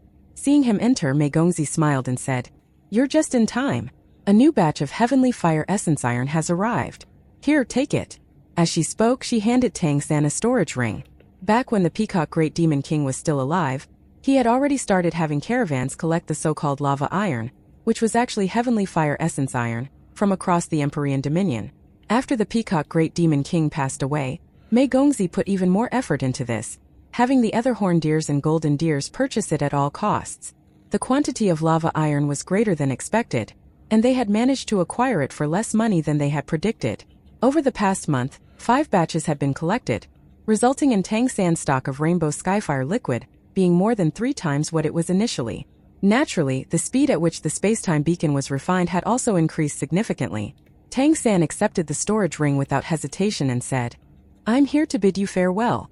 I need to return to the Golden Valley for a period of seclusion. You're leaving." Mei Gongzi was stunned when she heard he was leaving, and an indescribable feeling surged in her heart. Seeing the change in her expression, Tang San gently said, "Things are stable here now, so staying here to cultivate is best for you. I also need to make some preparations. We don't have much time. By the time you go to the ancestral court for your evaluation, I must be ready for my heavenly tribulation, and compared to what I will experience, you can think of your tribulation as a little bad weather." As he said this, he couldn't help but smile bitterly. Mei Gongzi had merely absorbed some of his aura and received some of his help, yet she had faced the terrifying 6 Directions 8 Desolations Golden Fiend tribulation. He could only imagine what kind of lightning tribulation he would face. It would likely be a terrifying 8-9 tribulation at the very least. Instead of 6 rounds of 8, there would be 8 rounds of 9 lightning strikes, and they'd only be worse than what Mei Gongzi had experienced. In fact, even an actual emperor might not be able to withstand it. He had to find another way to succeed. Therefore, he needed to make all kinds of preparations. Is there anything I can help with? Whatever resources you need, I can help you prepare. No one will oppose it, after all. The Queen Consort is also counting on you to revive my father. When the Peacock Great Demon King passed away, Tang San used the space-time beacon to seal a part of his bloodline origin and divine consciousness. With the protection of the space-time beacon, the divine consciousness and bloodline imprint wouldn't dissipate. He had told the Queen Consort at the time that if he could achieve godhood, there was a possibility of reviving the Peacock Great Demon King. Although the Queen Consort was half skeptical about this, she truly loved her husband, and she had nothing to lose at this point. Thus, she decided to trust him. This was also why she did not hinder Mei Gongzi in any way and even refrained from managing Kali City herself. Tang San shook his head slightly and said, I've already prepared what I need. You just need to keep collecting heavenly fire essence iron for me, as much as possible. You must also continue your own cultivation. Although it's impossible for you to become a great demon king in a year, your potential is incredible now that you passed that lightning tribulation. As long as you keep working on it, you should be able to contend with great demon kings in a year. Mei Gongzi frowned and asked, Will you be in seclusion for a long time? I don't know, it depends on my progress. I need to purify my various bloodlines and make some preparations. After that, I might go to the ancestral court again. Also, I've already partially refined the space-time beacon. And I'll try to create a long-distance teleportation array to ensure your safety during your evaluation. All right then, Mei Gongzi said somewhat dejectedly. Tang San smiled and said, Okay, I'll be off then. If you need anything, send me a message remotely. Mei Gongzi nodded. Tang San bid farewell and walked out the door. Watching his departing figure, the reluctance in Mei Gongzi's eyes grew stronger. He had left. Over the past month, she had transitioned from being a flustered princess to gradually getting things on track. Thanks to her decision of trusting the two dear demon clans and entrusting them with significant responsibilities, they now fully supported her. Even if there was some discontent within the Peacock Demon clan, at least no dissenting voices were heard. All in all, she had things under control. But only she knew that it was because Tang San had been her backbone, offering advice and strategies, that she was able to quickly organize everything and not fall behind in her cultivation. Now that he was suddenly leaving, Mei Gongzi felt like something was missing from her heart. An indescribable emptiness filled her, and her reluctance became increasingly strong. Why didn't you ask him to stay just now? A voice in her heart said. Another voice snapped, I shouldn't have asked him to stay. He is going to do important things. Without proper preparation, how can he face his tribulation? But what should I do if he's not by my side? Mei Gongzi's previously good mood suddenly turned gloomy. She hadn't even realized that she had become dependent on Tang San. It was only now, when he was no longer here, that she understood this, and she felt particularly downhearted. Their relationship was somewhat delicate now. After the tribulation, when she accompanied him during his recovery, she had completely accepted that Tang San and Azura were the same person, and she knew that she wanted him by her side. And later, as they were busy sorting out the matters of the clan and the city, he had indeed been by her side all the time. She trusted him unconditionally, and he helped her stabilize the situation. However, neither of them had addressed the subtle nature of their relationship. And Mei Gongzi knew clearly that she could no longer see him as just an elder brother. Now, with his sudden departure, a strong sense of anxiety and insecurity welled up from deep within her heart. After leaving Mei Gongzi's room, Tang San let out a long breath. He could actually sense the changes in Mei Gongzi's mindset. Since inheriting the position of clan leader, she had become very dependent on him on one hand, yet seemed to avoid him on the other. It was clear that she was not quite sure how to face the matter of their relationship. This was not the state Tang San wanted to see, but he knew that it was completely normal. It was not easy for Mei Gongzi to accept such sudden changes. She needed time. Therefore, after helping her organize everything, he decided to simply leave. On one hand, he truly needed to go into seclusion to perfect his various abilities and adjust his state. On the other hand, he wanted to give her some space and time to think about their relationship and how they should interact. He wondered whether he should have been more proactive, but as he pondered, he felt he had done all he could. Given Mei Gongzi's character, he couldn't force things in any way. It was better to let her calm down and see how things would go. The upcoming evaluation at the ancestral court and his tribulation were critical. Once those things were settled, they would have all the time in the world. As long as Tang San successfully overcame his tribulation and transformed his spiritual power into divine consciousness, he would be able to directly cultivate his seed of divine consciousness. At the same time, he would regain some of the God King power from his previous life. At that point, even emperors would find it difficult to kill him, and he would truly have the power to protect himself. The tribulation and the evaluation would likely need to be addressed simultaneously, both in one go. Success meant he would be like a fish leaping into the wide sea or a bird leaving the cage to fly in the high sky. He would be practically unimpeded. The next step would be to consider how to return to his original world. Lately, he had been busy with Mei Gongzi. Even during his own cultivation, he had been helping her absorb the energy of the tribulation and improve her comprehension.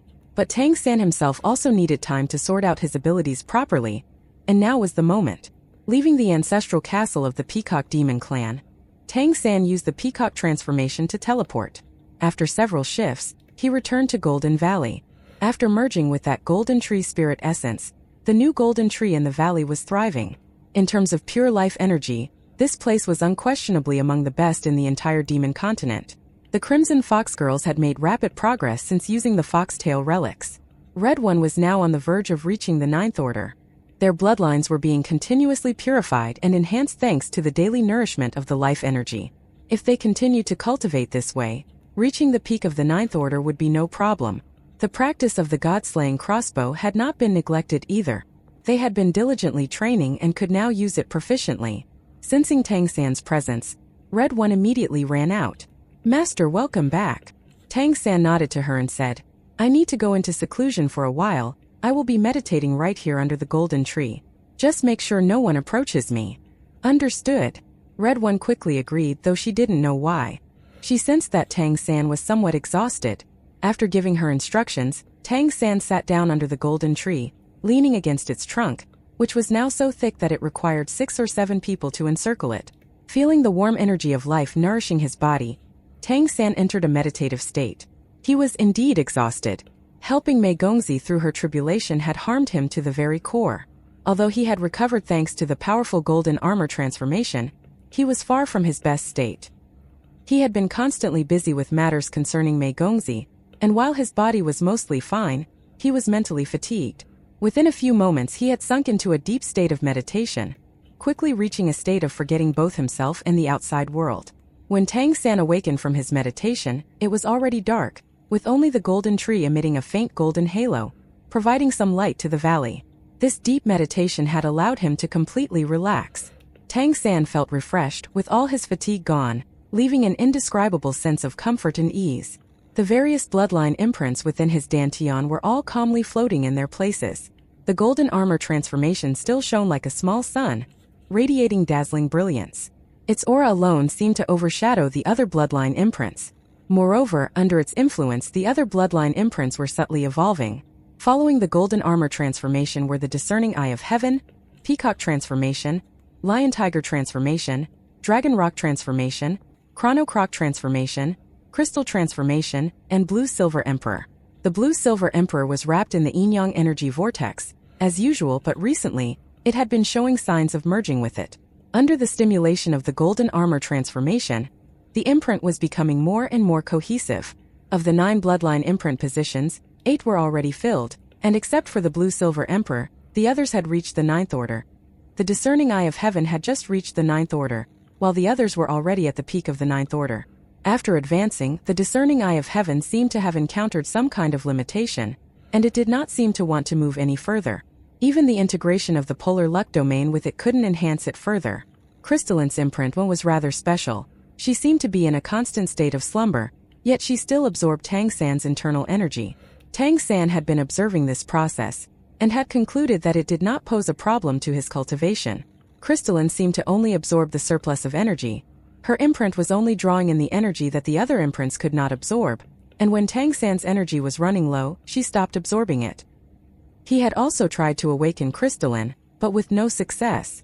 Crystalline was connected to the Crystal Demon Emperor, yet even now he hadn't figured out the exact nature of this connection. The imprint within his dantian hadn't played any major role within him, but it hadn't caused him any trouble either. It wouldn't be entirely accurate to say it had played no role at all. There had been times when Crystalline woke up and helped him in a moment of danger, after all, but Tang San had no way of predicting how things would go in the future. In any case, as far as he could sense, the energy level of this imprint matched that of the other imprints that were at the peak of the 9th order, so he simply considered it to be at the peak of the 9th order as well. Its aura was not powerful, but he felt that the imprint was not weak. Thus, what he had to do was cultivate the discerning eye of heaven to the peak of the ninth order, enhance the blue-silver emperor so it could contain the power of the fused yin-yang energy, and select one last bloodline. Tang San thought that to elevate the discerning eye of heaven to the peak of the ninth order, he could wait until his tribulation. The location where he planned to undergo tribulation might just provide the opportunity for the enhancement. As for the blue-silver emperor, the inevitable path was fusing it with the yin-yang energies into a second transcendent bloodline, but this also inevitably required another trip to the two sacred mountains at the ancestral court. The vacant slot would come in handy at that time. He might need to integrate another bloodline to assist with the fusion. The problem was that fusing the blue-silver emperor was one thing, and keeping the result under control was another thing altogether. It would only be more difficult than it had been with the golden armor transformation. He could merge the rainbow skyfire liquid into the final vacant imprint if all else failed. The space-time beacon would serve as his life-bound artifact during his breakthrough attempt. Summoning the sea god's trident to his side was not something he could accomplish in a short period. Fortunately, the space-time beacon was a very adequate replacement. After all, it was the largest space-time beacon Tang San had ever seen, and it had the potential to become a transcendent divine item itself, so he wasn't too concerned about taking a loss. For now, during his cultivation, his focus had to be on his divine consciousness. He could not cultivate it directly, but he could now somewhat speed up the process of converting spiritual power, and he had to give that his all. He had to recover his divine consciousness to the maximum extent possible before thinking of other things. As for the bloodline power, he would let it naturally elevate to the peak of the ninth order under the nourishment of the golden armor transformation. Tang San planned to enter seclusion for a month, reach optimal condition, and push his spirit core to convert his spiritual power into divine consciousness. After that, he would return to the ancestral court to seek opportunities at the Sunborn Sacred Mountain and the Earthshade Sacred Mountain. With that, Tang San began to plan things out. He pondered on his various abilities, analyzed the possibilities that each bloodline imprint offered, and thought of how to best integrate them with each other. Now that he had so many of them, using them randomly was a waste of potential. They could only unleash their true power when they were used in synergy with each other. By the time he was done sorting his thoughts, dawn had already arrived. Taking advantage of the faint light in the eastern sky, Tang San cultivated his purple demon eyes. Just as he was about to return to the golden tree to continue his seclusion, his long-distance communicator suddenly rang. This specific communicator was exclusive. Only one person could connect to it. Tang San answered the call without hesitation, and Mei Gongzi's voice immediately came through. "I'm at Kali Academy. Come pick me up." Mei Gongzi's voice was still as melodious as ever, but the words she was saying surprised Tang San. "Yeah, pick me up and I'll keep you company during seclusion. I'm a god now, so with my help, won't your seclusion go more smoothly? I've already made arrangements. From now on, I'll accompany you in seclusion for 3 days a week and handle the other affairs for 4 days. When I'm not there, I'll have the queen consort handle things. I've already explained to her that I'm helping you with your seclusion so that you can become a god sooner and revive my father." She said yes. "You want to accompany me in seclusion?" Tang San asked again, somewhat unsure. "What? Am I not welcome?" She sounded a bit irked now. "Welcome, haha, of course you're welcome." Tang San smiled so widely, he felt as if the corners of his mouth would meet at the back of his head. His heart seemed like it might melt. He jumped on his feet, and after just a few breaths he saw her again. It was still the same old spot at Kali Academy. She had changed into a simple white dress. Her long hair was casually tied into a ponytail at the back of her head and she looked fresh and natural. The moment their eyes met, they both froze. Even though it had only been a day since they last saw each other, in that moment, the longing in their hearts erupted like a geyser. Tang San suddenly stepped forward and tightly pulled her into his embrace. In that instant he couldn't care about anything else. He just wanted to hold her, to have his lover in his arms. Mei Gongzi was startled by his sudden bold move and tried to struggle for a moment, but she quickly gave up. With her cheek pressed against his chest, she felt perfectly at ease. His embrace was warm. Leaning against him felt like finding the perfect support, and all her fatigue seemed to dissipate in that moment. Instinctively, she wrapped her arms around his waist.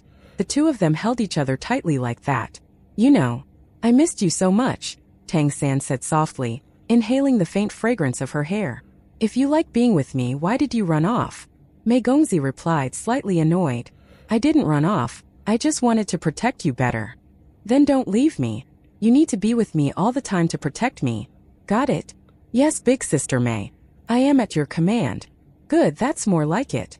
Mei Gongzi couldn't help but smile, closing her eyes as she enjoyed the special sense of safety that came from leaning against him. Although they had been apart for just one day, she constantly felt a sense of emptiness during that time. Without him by her side, it was as if she had lost her footing and lacked confidence.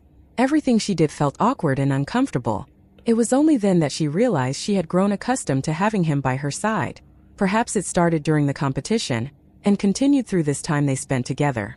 He was always so calm and composed, and whenever she encountered a problem, he always found the best way to solve it and offered rational suggestions. Even the Golden Deer Demon King and the other Horn Deer Demon King couldn't find any flaws in her orders. Whenever she saw their admiring and approving gazes, Mei Gongzi couldn't help but blush a little because those ideas weren't hers. They came from her personal encyclopedia. She would have been a complete mess without him. The queen consort wasn't helping her manage the affairs because she wanted to see if Mei Gongzi could be a competent city lord by herself. Having sufficient strength to protect the clan could make someone a clan leader, more or less, but being a city lord was something else entirely. Governing a major city was no easy task. In just a month, while providing benefits to humans, she managed to organize Kali City in an orderly fashion, minimizing the negative impact of the change in power structure, bringing everything back on track, and maintaining stability within the Peacock Demon Clan. Everything she was doing was observed by the Peacock Demon Clan's powerful members, and they acknowledged her more and more by the day. 1. At this point, the Raw start calling it Crystal Transformation Imprint. We will not be doing the same, at least for the time being, for two reasons. First, there is no transition. Tang San is calling it Crystalline, the original literally means crystal.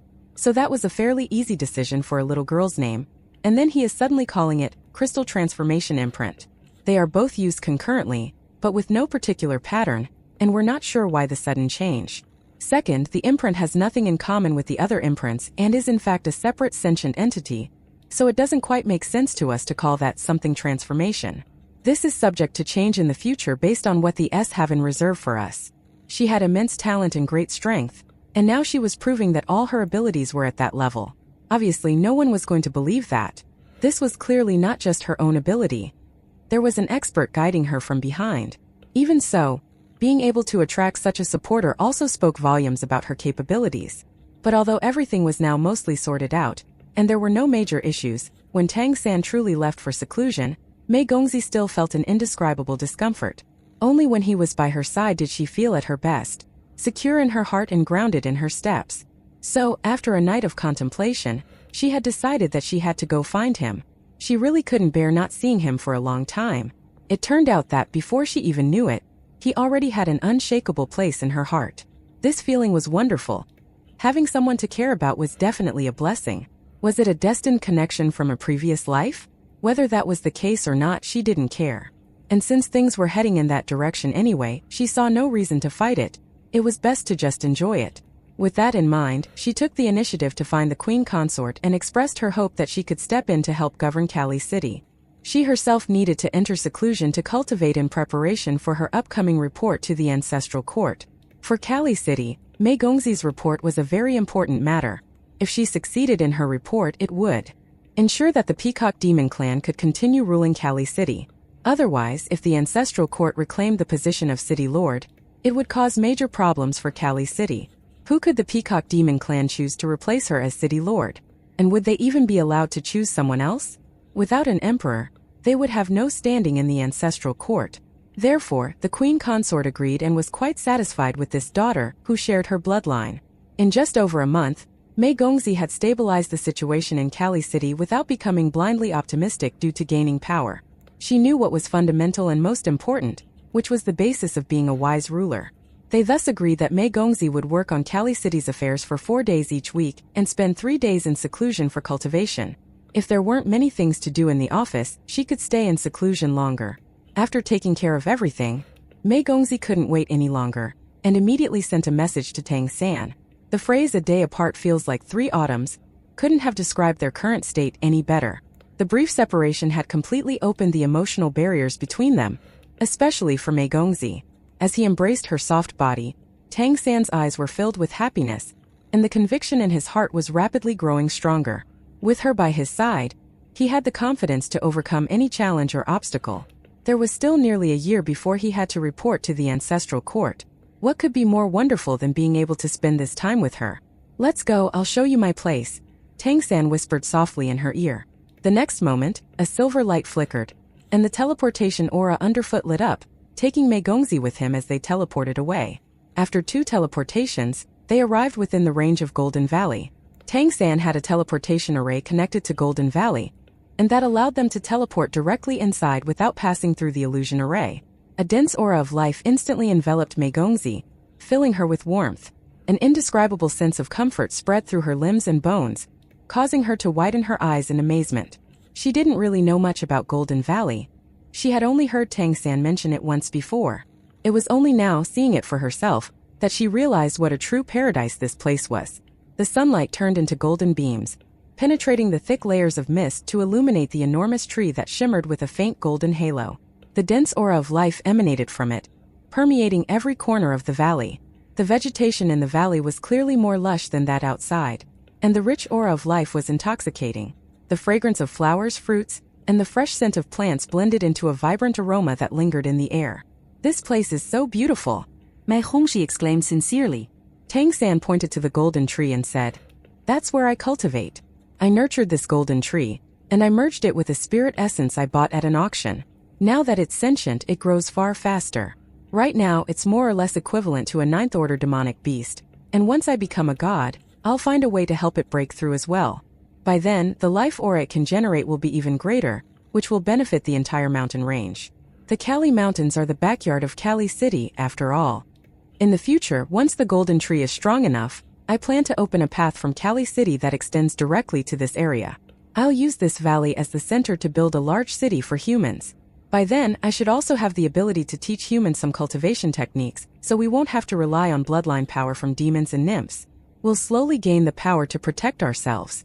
Although the evolution of a race is a very long process, I believe that one day, with our human intelligence and wisdom, we will definitely become the rulers of this world." As she listened to his words and looked at his face, Mei Gongzi couldn't help but see him glowing with a radiant light. "Perhaps you are the savior that heaven has bestowed upon the humans of Phelan Planet," Mei Gongzi said softly.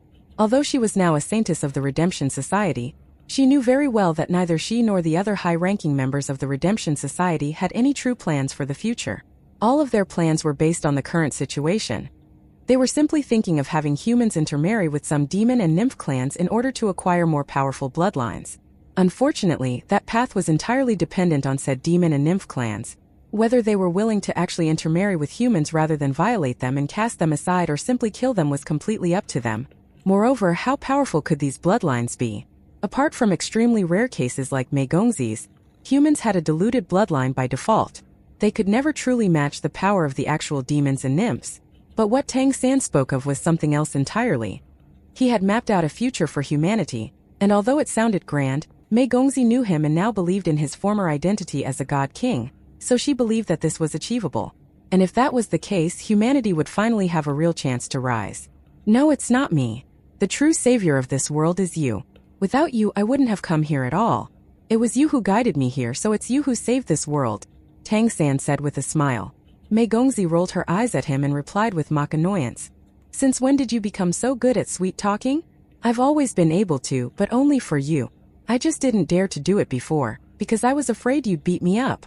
Suddenly, Mei Gongzi seemed to think of something and furrowed her brow. "If you really try to establish a major city for humans, will the ancestral court agree?" "The ancestral court has always been suppressing humans," Tang San replied. "Of course they won't agree, but by the time I start building this city, it won't matter whether they agree. By then I will surely have the strength to protect the city. As long as I can break through to godhood, none of this will be an issue." Mei Gongzi looked up at him, seeing the determination in his eyes but still feeling some concern. "You said your tribulation will be harder than mine. What will you do then? Can you get through it?" "No worries, I'll be fully prepared. And when the time comes, it won't just be about surviving the tribulation for me. I'll also use the heavenly energy that comes with it to do other things. Helping humanity rise isn't something simple. It's not just helping humans cultivate, we have to stop many practices, and we have to undo ways of thinking, and that will not be easy.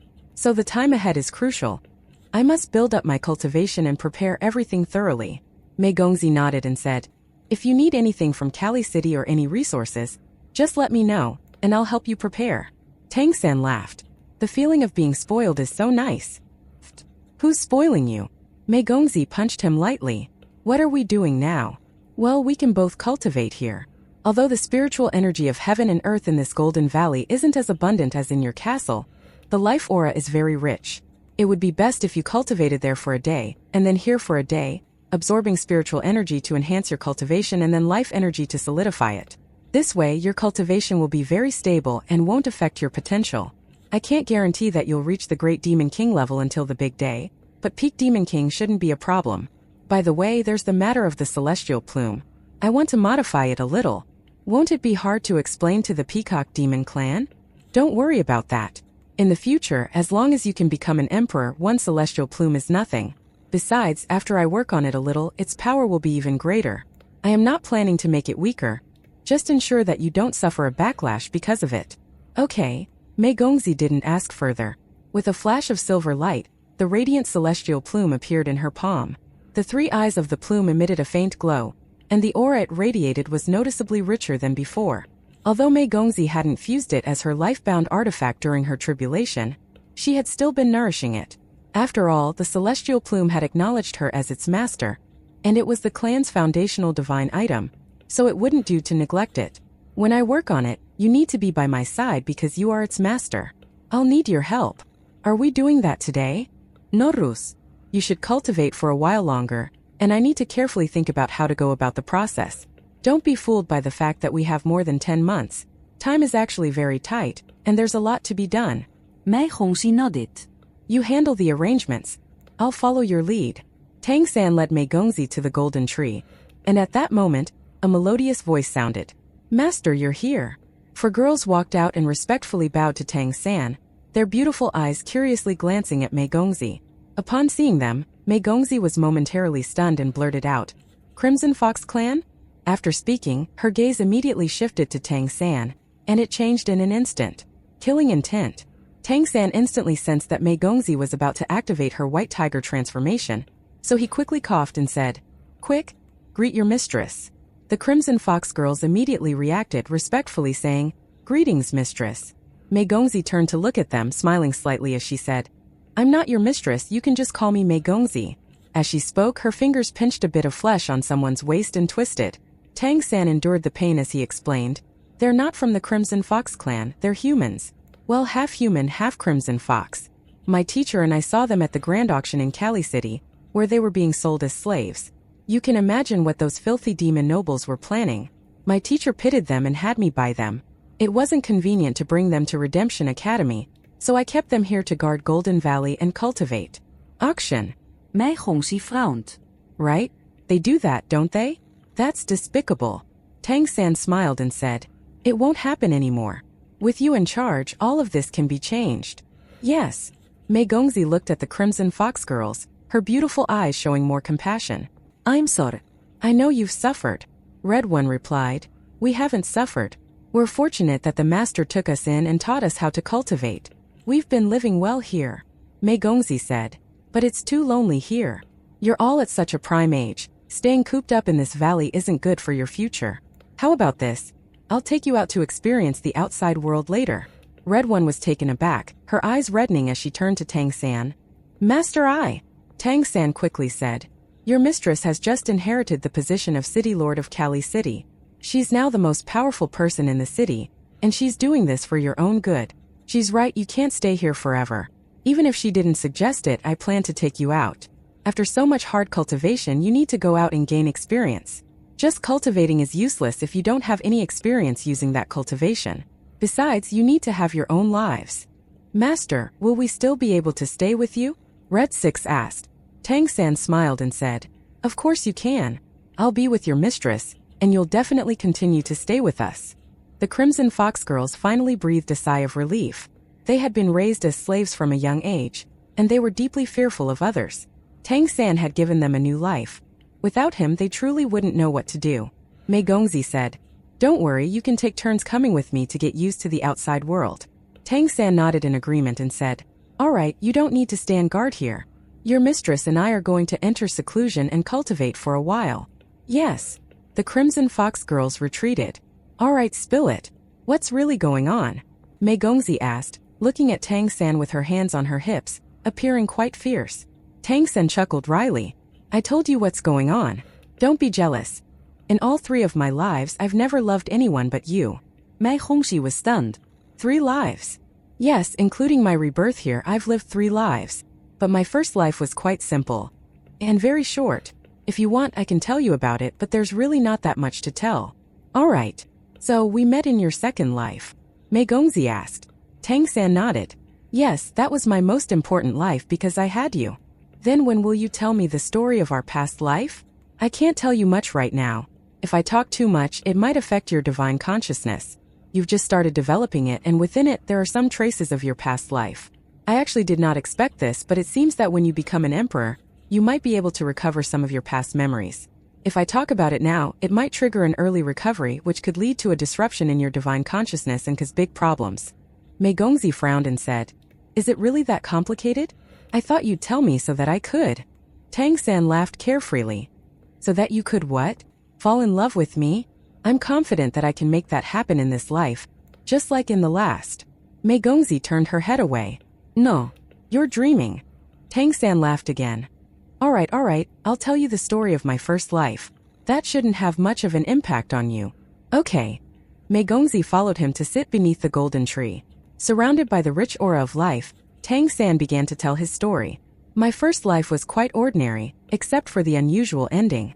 Back then, I was an orphan, and I happened to be picked up by an elder from the Tang sect. As Tang San recounted his story, especially the part about jumping off the cliff, Mei Gongzi's eyes widened in surprise. Why were you so impulsive back then? Since you had such a talent for making hidden weapons, couldn't you have just talked to them? Tang San shook his head. The rules of the sect were very strict in that respect, and I did break them. What else could I do but atone with my life? Besides, I don't regret it at all. If I hadn't chosen to jump off the cliff back then, I wouldn't have ended up on the Douluo continent, and I wouldn't have met you. Then how did you meet me? Mei Gongzi asked curiously. Tang San smiled and shook his head. Didn't I just say that I can't tell you about our past lives yet? I suppose you'll remember it once you become an emperor, and if not, I will tell you then. But before that, I have to make you my wife in this life first. That way, whether it's the past, the present, or the future, you'll always be my love. Mei Gongzi's face turned slightly red. You're really overbearing. Isn't one lifetime of having me enough? You want to keep me forever. Of course, for all eternity. What can I say? In any plane or any world, no one loves you more than I do. How do you know that? I used to be a god king. I know things. As if. Not to mention, you haven't even explained the situation with those Crimson Fox girls yet. There's nothing to explain. You're the only one I love in this world, so I don't get into situations with others. They're just little sisters and I want to protect them. But you're right, they should see more of the world at this point. I plan to let them live at Redemption Academy for a while, where they can learn more about the outside world. It's all humans there, so it's a good environment for them. Good. Just don't keep them around you all the time. For pretty girls always being with you, Actually there are 18 of them. 18. Tang San, you're really something. Throughout the day, the 2 of them talked about many things covering various topics. Time passed by without them even realizing it, and they didn't end up doing much cultivation. Tang San told Mei Gongzi about many of the experiences he had in this life, and shared some of his plans for the future. Most of the time, Mei Gongzi was the listener. The more she listened to him, the more she realized how limited her perspective had been. Many issues that she had never considered before became clear. Listening to Tang San's stories opened her mind, especially regarding the overall situation on the Demon Continent and the future direction of humanity. Tomorrow morning I have to head back. Are we going to cultivate tonight? Mei Gongzi asked lazily. She had just finished eating some fruits Tang San brought her, and she was now leaning against the golden tree, feeling the warm life energy circulating within her. Tang San replied, You go ahead and meditate. I need to study the celestial plume. It can actually trigger visions of the future, which makes it a truly remarkable artifact. Modifying it to avoid backlash will be quite tricky. You can take it with you when you leave tomorrow morning. All right. Mei Gongzi nodded, then closed her eyes and began meditating. As he felt the life energy in the air flowing toward her, a warm smile appeared on Tang San's face. The feeling of having her by his side was truly wonderful. He knew he had to protect her even more. With that, He placed the celestial plume across his knees and quietly let his spiritual power merge into it. The celestial plume quivered slightly and emitted a strange spatial fluctuation. It seemed ready to teleport away, obviously back to Meigongzi. A flash of silver light appeared around Tang San, creating a spatial lock that stopped it in its tracks. Tang San silently sensed the changes within the celestial plume. Manipulating spatial power was one thing, but the key lay in how this artifact could see the so-called secrets of heaven. He didn't quite understand the mechanics behind it, but he knew all too well that the ability to foresee the future was an extraordinary power. As he quietly attuned to it, Tang San gradually entered a state of deep meditation. The night passed without incident, and early the next morning, Tang San and Meigongzi awoke from their meditation. Meigongzi felt refreshed and invigorated. After a day and night of being nourished by the life energy, her body felt as if it were flourishing. This sensation was different from the usual feeling of improving her cultivation. It was helping her improve and stabilize at the same time. I should head back, Meigongzi said to Tang San. I'll give you a teleportation coordinate. Next time you come, you can teleport directly in. Only the two of us will know this coordinate. You mustn't tell anyone else. I've set up a large illusion array around the Golden Valley. Even a great demon king would get lost trying to find their way in, and only an emperor could break through by force. Yes, only we will know. Meigongzi nodded, feeling warmth in her heart. This place was his most important stronghold, yet he had no reservations about sharing it with her. Keep the celestial plume safe. I've come up with some ideas. This artifact is very special and I have a plan, but it still needs some refinement. I'll ask for it again when I'm ready to work on it. Okay, Meigongzi replied as she put away the celestial plume. I'll be going then. Tang San said. Keep looking for more heavenly fire essence iron for me. The more the better. I'll need its power to reforge the celestial plume. Got it. Should I go now? Wait a minute. Tang San stood up and suddenly looked at something behind her. What are you doing? Meigongzi was startled and quickly turned to look behind, but there was nothing there. Confused, she turned back to Tang San, only to find his face already close to hers. His warm lips brushed hers, and Meigongzi jumped back as if she'd been shocked. Her face flushed bright red and her eyes widened. You? Huh? Tang San also widened his eyes, looking at her with a dumbfounded expression. Why did you kiss me? Meigongzi was furious. The hell are you talking about? As she spoke, her figure flashed with silver light, and she was instantly in front of Tang San, punching him in the chest. Tang San didn't dodge. He let her hit him while his arms encircled her, forming the mysterious circles of heaven. Her punch landed, but instead of flinging him away, it only made a soft thump. On the other hand, she ended up falling into his embrace, unable to escape. Under the control of the mysterious circles of heaven, even the space around them was sealed off. You. Meigongzi struggled to break free, but despite her god-level strength, she couldn't seem to muster any power at the moment. You kissed me, so it's only fair I get to kiss you back, right? Tang San chuckled as he leaned in closer. No. Meigongzi hurriedly tried to dodge, but Tang San didn't aim for her lips. Instead, he gently kissed her forehead and then let her go. Meigongzi's breathing was noticeably heavy. She stomped on his foot hard, and without saying goodbye, she disappeared in a flash of silver light. Watching the spot where she had teleported away, Tang San's face was already filled with a deep smile. When Meigongzi had come to find him for seclusion together yesterday, their relationship had already progressed, but now it was on an entirely different level. After pursuing her across worlds for so many years, he had finally made some real progress. It's not easy to be in love, but the rewards are worth it. With Meigongzi gone, Tang San got down to business.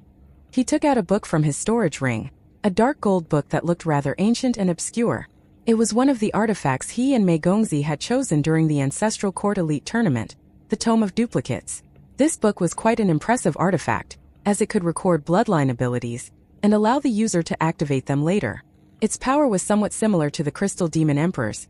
The downside of the Tome of Duplicates was that while it could indeed record abilities, one for each page, the abilities had to be activated using power of the same level. For example, if it recorded a Nymph King's ability, it required 10th order bloodline power to activate it. In terms of functionality, it was quite versatile, but it didn't provide a significant boost to combat power, of course, except to a celestial fox who had no combat power to speak of. Moreover, the imprinted ability only had 80% of the original power. In other words, while it was indeed a very useful divine item for those who needed it, it was not a particularly powerful one. The reason Tang San chose it was actually to study the mechanism behind it. A divine item that could imitate bloodline abilities was extremely rare. And more importantly, in Tang San's eyes, it had a lot of potential for development. After carefully studying the celestial plume, Tang San had come up with an idea. To better utilize the power of the celestial plume without suffering a backlash from the laws of heaven, the artifact itself wouldn't be enough. It would need to be combined with other things, and this book was a prime candidate. Moreover, Tang San was also thinking about how to grant ordinary humans the ability to cultivate and improve themselves without resorting to things like intermarriage, and when he heard the Celestial Fox Demon Emperor's explanation, he instantly knew he had made the right choice with the book. There was a lot of potential between those dark golden covers. The book had 12 pages in total, but instead of using them to imprint 12 abilities, Tang San carefully dismantled it. He used Rainbow Skyfire liquid to dissolve the binding and take the book apart. He was probably the first person on the demon continent to take apart a divine item for research. But Tang San didn't feel any regret. As the saying goes, destruction comes before creation. He was a hidden weapon craftsman and a master blacksmith, so it was perfectly natural for him to do such things. Moreover, creating artifacts of this level wouldn't be difficult for him once he broke through to godhood, especially in this plane, where there were more natural treasures than he'd ever seen. Time flies by at breakneck speed when you're researching something interesting. By the time Mei Gongzi teleported over the next day, Tang San was still deeply engrossed in his work, so much so that, in a rare display of personality, he didn't even notice her arrival. Seeing the scattered pages on the ground, Mei Gongzi couldn't help but exclaim, "Don't tell me you took apart that divine book?" Belatedly noticing her arrival, Tang San looked up and said, "Yup, sure did. I have some ideas related to your celestial plume, this book, and the future of our human race. If I succeed, then humanity will truly have hope." "That sounds pretty grand. What do you plan to do?" "I couldn't give you a concrete plan right now. I need to do more research, but I do have some ideas. Right now, I'm just laying the groundwork. To truly be able to do it, I'll need to wait until I reach godhood. Then maybe you should focus on cultivating yourself first. You can do this research later. Since becoming a god is so difficult, you need to be fully prepared. Will I be able to help you when the time comes?" Tang San shook his head, smiling bitterly. "You can't help. When I undergo my tribulation, I have to do it alone. I'll be facing the power of the entire plane, and the entire plane will be trying to suppress me. That's something no force can interfere with, not even an emperor. Or several." Mei Hongxi sighed. "Well, for the time being, I've raised the price for Heavenly Fire Essence Iron, and we're searching across the entire continent. We should be able to find more of it soon enough." Tang San nodded. "Thank you, that's great. You start cultivating, and I'll continue with my research and organize my thoughts." Mei Gongzi didn't say anything more, and went to meditate under the golden tree. Meanwhile, Tang San resumed his research. Even without meditating himself, the golden armor transformation subtly enhanced Tang San's other bloodline imprints under the nourishment of life energy. Currently, only the Celestial Fox transformation imprint couldn't progress past the bottom of the 9th order, and the Blue-Silver Emperor needed some more work before it could do that. The other imprints were doing great, either at the peak of the 9th order or close enough. A whole month passed just like that. Tang San delved into his research to the point of almost forgetting to eat or sleep.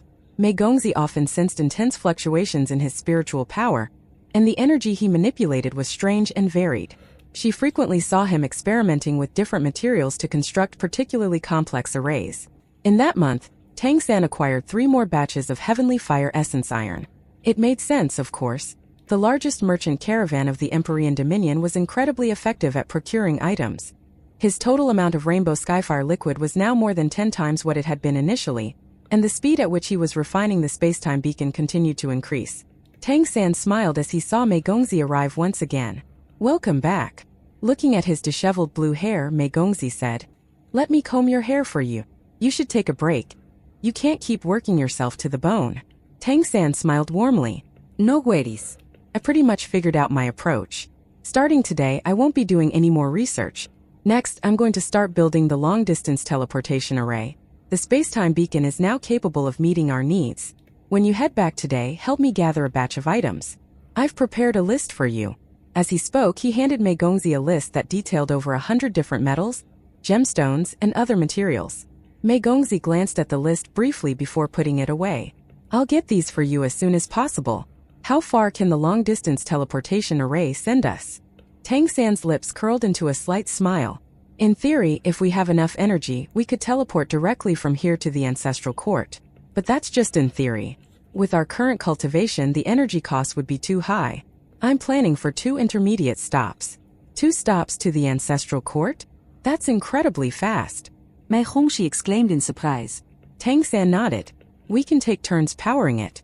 We'll need to restore our bloodline power once in between. Since you're a god now, your recovery is faster, so I estimate it should take about an hour to reach the ancestral court from here. Hearing his words, Mei Gongxi couldn't help but take a sharp breath.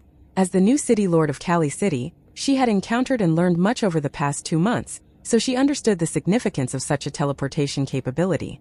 How much would each teleportation cost in terms of resources? Tang San explained.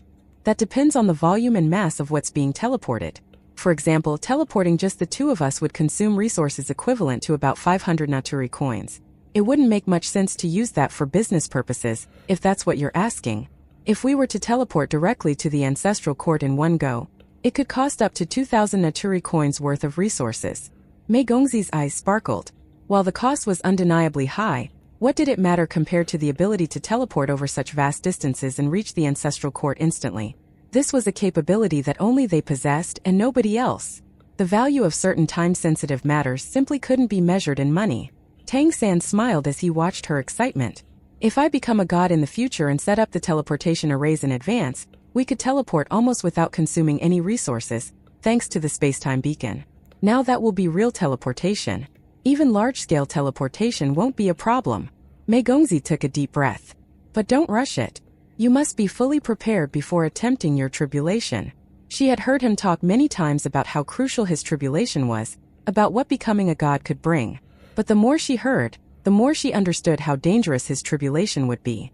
The 6 Directions 8 Desolations Golden Fiend tribulation she had faced had left a deep impression on her.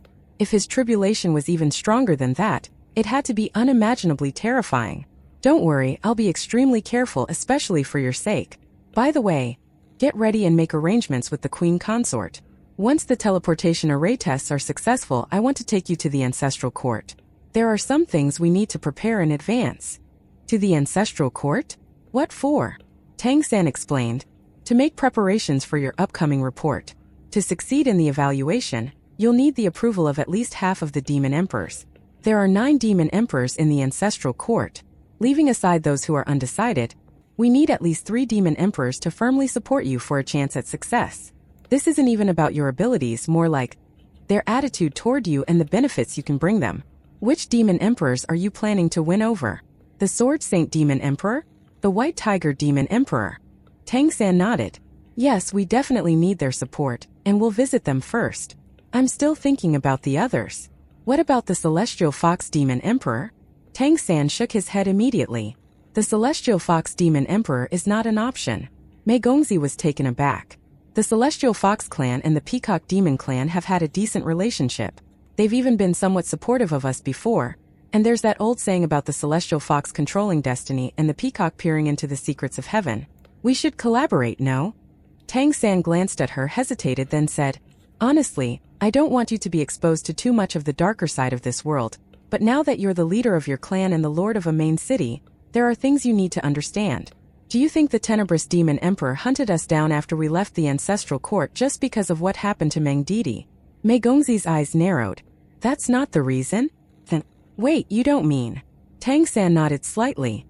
Without the Celestial Fox Demon Emperor's orders, the Tenebrous Demon Emperor, being one of the top demon emperors, wouldn't have hunted us down even if we crippled 10 Meng Didis. After all, it's not like he is the Crystal Phoenix Demon Emperor, unable to produce viable successors. Mei Gongxi exclaimed in shock. Why would the Celestial Fox Demon Emperor do that? Because he controls destiny, and he likely sensed the threat we posed to the demons and nymphs. When he presented us with our award, he made it clear that if I survived this calamity, my destiny might become uncontrollable even for someone like him. The Celestial Fox Demon Emperor must have sensed something special about my fate, which makes sense considering I don't entirely belong to this plane. So he had already decided to kill me then. He didn't need to order anyone explicitly, just a subtle hint of the ancestral court's stance to the Tenebrous Demon Emperor, combined with the fact that we ruined Meng Didi's future, was enough to make him come after us. And besides, you said it yourself just now. The Celestial Fox controls destiny. while the peacock peers into the secrets of heaven. Let me ask you, which one would you rather have? The secrets of heaven should be more important. Controlling destiny means controlling the trend, while seeing the secrets of heaven means seeing the future outright. Exactly. Although I don't want you to casually peer into the heavenly secrets, the fact that you wield the celestial plume and have gained its recognition means you have the ability to do so. Now think of it. For centuries since the last peacock demon emperor died, it is the celestial fox clan that has truly held power in the ancestral court. If you grow stronger and become capable of revealing the future for the demon and nymph races, wouldn't your importance surpass that of the celestial fox demon emperor? And then, who would control the ancestral court? Although your human bloodline makes it unlikely that you'd ever get to that point, the celestial fox demon emperor, as the master of destiny, would still feel threatened by the Azura sword within you. And the simplest way to deal with someone you're afraid of is to eliminate them before they grow too powerful. The most logical course of action for the celestial fox demon emperor is to ensure we're eradicated now. Your father understood this as well. Even though he never truly mastered the heavenly secrets, he was still a great demon king of the peacock demon clan, and he was most certainly no fool. He realized during our escape from the ancestral court that the one who truly wouldn't allow us to rise is the very celestial fox demon emperor who appeared to in public. So you should forget about him supporting us. Mei Gongzi pressed her lips together and took a deep breath. I understand now. First and foremost, we need to meet with 2 demon emperors, your grandfather and the Sword Saint demon emperor who helped us last time. All right. Mei Gongzi nodded slightly. I'll follow your lead. Tang San took her hand, causing Mei Gongzi's cheeks to flush. What are you doing? Tang San said gently. Don't worry. Besides researching the teleportation array, I've been running through all possible scenarios. I've mostly got things figured out now. While there are still uncertainties, I believe we're well prepared overall. No matter what, I'll keep you safe. I won't let you take any unnecessary risks. His confidence came from his strength, but when he first arrived in this plane, what strength did he have? Back then, he was nothing but a fragile newborn, so weak that even the pig demon who took care of him could have easily killed him. He also worried about whether he would find his reincarnated wife in this world, and whether she would grow up healthy and safe. Later, when he finally saw Mei Gongzi, half of his worries were eased. As long as he had found her, the rest was just a matter of effort. With his growing strength, the feeling of control gradually returned. In his previous life, he was a control-type battle spirit master, and he strived to control not only the battlefield but everything he could. On their way back from the ancestral court, even when faced with the pursuit of the tenebrous demon emperor, everything was under Tang San's control. He had prepared thoroughly. While there were some risks, the probability of facing mortal danger was low. Mei Gongzi's tribulation was the same. Though it was harrowing, it passed without serious incident. Now, the most challenging task for Tang San would be his own tribulation. If he could successfully overcome it, he would truly have the ability to compete with the top-tier powerhouses of the demon and nymph races. Completely changing the structure of this world would not be an easy task, as this plane was far too powerful. Even if he regained his God-King status in the future, he couldn't alter a plane at will without risking its destruction. However, once he grew strong enough, there would no longer be anything in this plane that could threaten him. At that point, it would be his time to truly shine, and everything would naturally align with his will.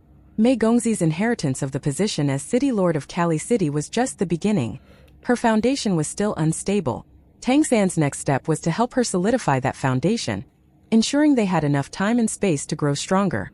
Listening to his gentle words, the blush on Mei Gongzi's delicate face faded slightly.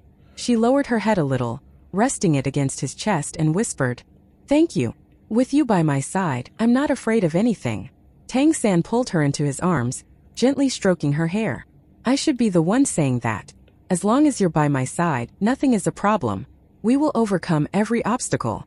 With the Etherhorn Merchant Association as their backing, acquiring the necessary materials was no trouble at all. Mei Gongzi quickly delivered everything Tang San needed to build the teleportation array, and Tang San began constructing this unprecedented array, the likes of which the demon continent had never seen. The base for the teleportation array wasn't near the golden tree.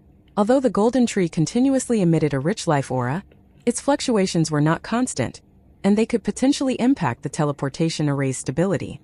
Thus, Tang San chose to establish the array inside a cave. Recently, the Crimson Fox girls had been taking turns being brought by Mei Gongzi to the Peacock Demon clan, where they served as guards and experienced life outside the valley. Over this period, they had become more cheerful and less fearful of the outside world. and their cultivation progress had improved significantly as a result. While Tang San was constructing the teleportation array, the Crimson Fox girls who remained in the Golden Valley took on the task of guarding him. After a month of planning, confirming, and testing, Tang San had become quite confident in the process. The construction of the teleportation array went smoothly, and it took only 10 days for him to complete the initial setup. Everything in Kali City was normal, and on the east side of the city, the human settlement had taken shape after a period of intense construction. The fact that Mei Gongzi, the new city lord, had a human bloodline was naturally an immense boon to the humans. In the history of the Demon Continent, this was the first time someone with human blood had held the position of lord of a main city. How could humans not be overjoyed by this news? However, to avoid drawing too much attention, the Redemption Society was very cautious, and it only operated in the areas near Kali City. Even so, within a short period, tens of thousands of former human slaves and vassals had gathered there. The major noble clans within Kali City, understanding the situation, had voluntarily sent their servants and vassals to the settlement. Redemption Academy took on the critical role of education, while the Redemption Society led the people in building their new home. Since it was their own home, there was no need for the demons to be involved, and neither did they offer to do anything. All the humans were incredibly enthusiastic. Here there was no more oppression or slavery, this place belonged to them. In a short time, the settlement had already begun to take shape.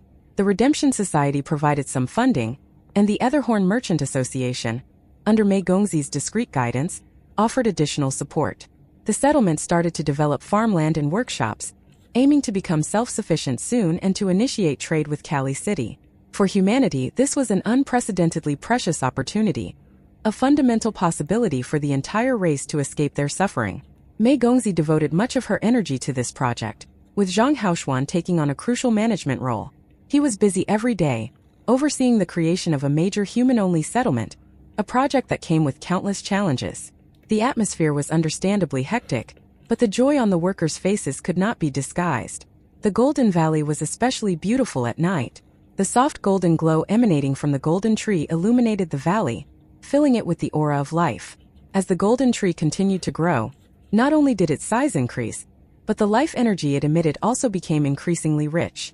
Thanks to the spirit summoning array, which brought spiritual power of heaven and earth for the tree to feed, the concentrated life energy in this valley was many times denser than the outside world.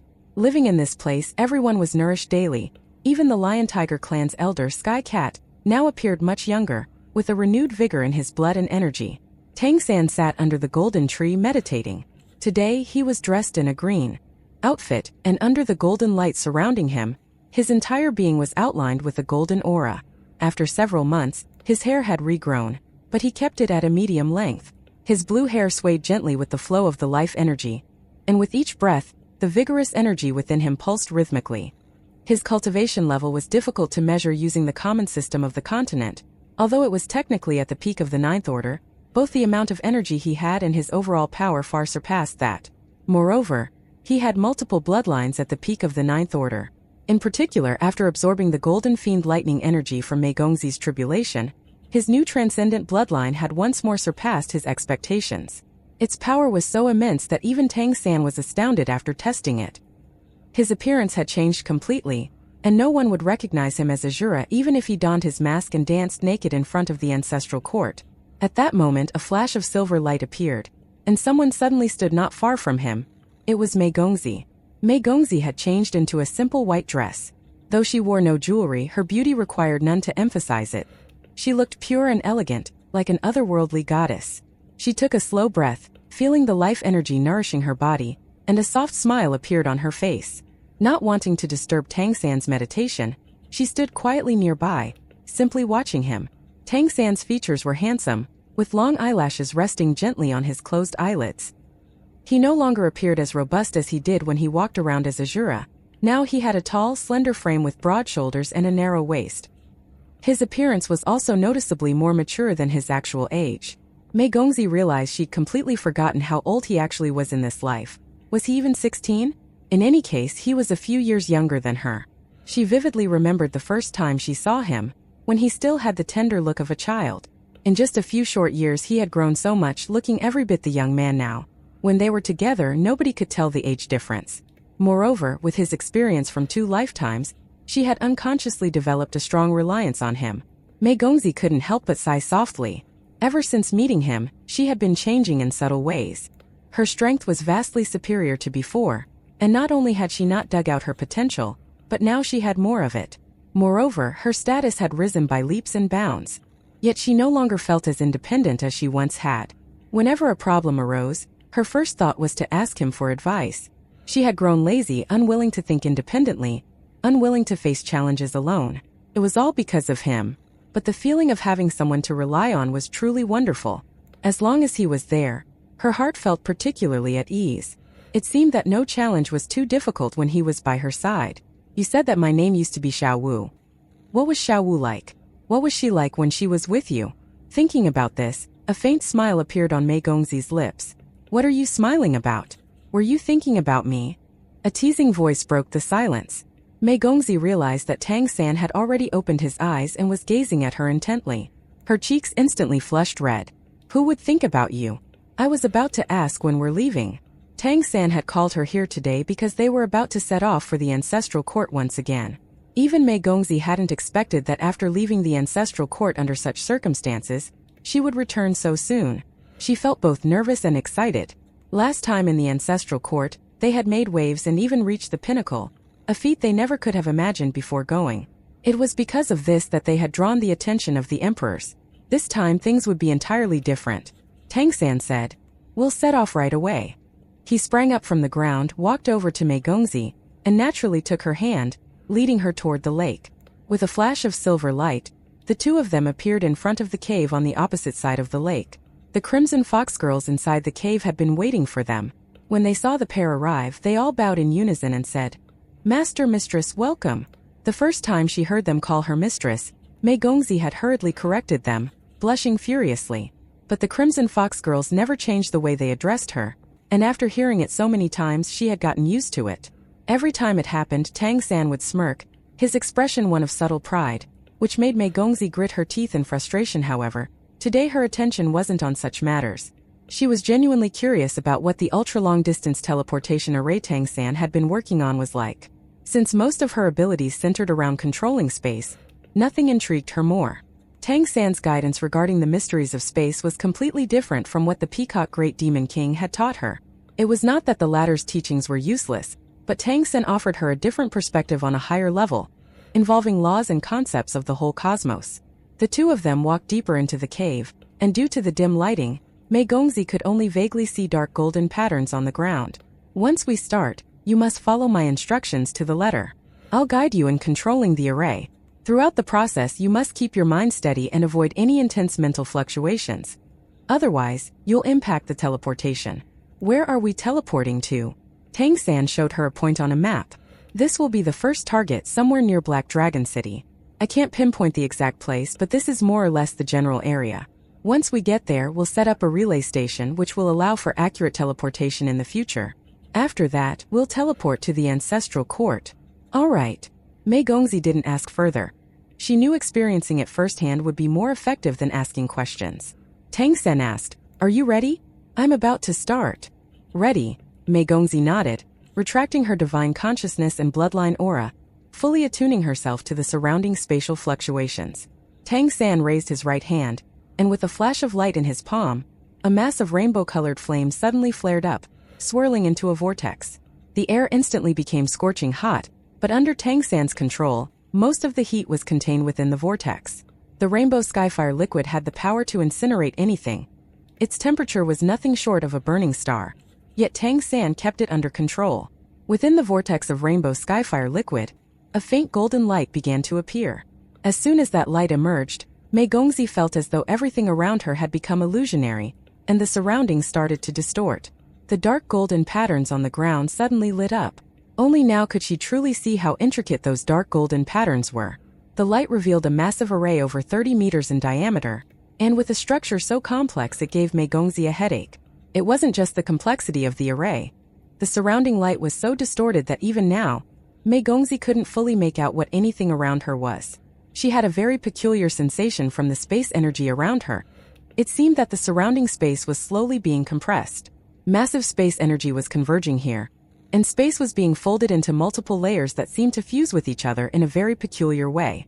As the array grew brighter, Mei Gongzi felt the space around her starting to vibrate. This is what I call spatial vibration. See, you may call this a teleportation array, but it's more of an actual leap through space. It's similar in terms of ultimate effect to the teleportation ability of the Peacock Demon bloodline, but that one can only occur within the range of vision or the area covered by spiritual power or divine consciousness. In other words, it has to be either a well-known fixed position or a position within the limits of direct perception. By contrast, the core principle of this array is resonant frequency. By making space vibrate, we can cause a special kind of spatial fracture, and the forces involved will effectively fling us through it to a much farther location. Since this is our first teleportation and we don't have a corresponding anchor point on the other side, I can only send us in a direction and estimate the destination based on the amount of energy used. Now, when the process begins, use your divine consciousness to protect us and merge with the surrounding space as much as possible. During the leap, focus your divine consciousness inward. Don't try to sense the outside too much, just wrap it around our bodies.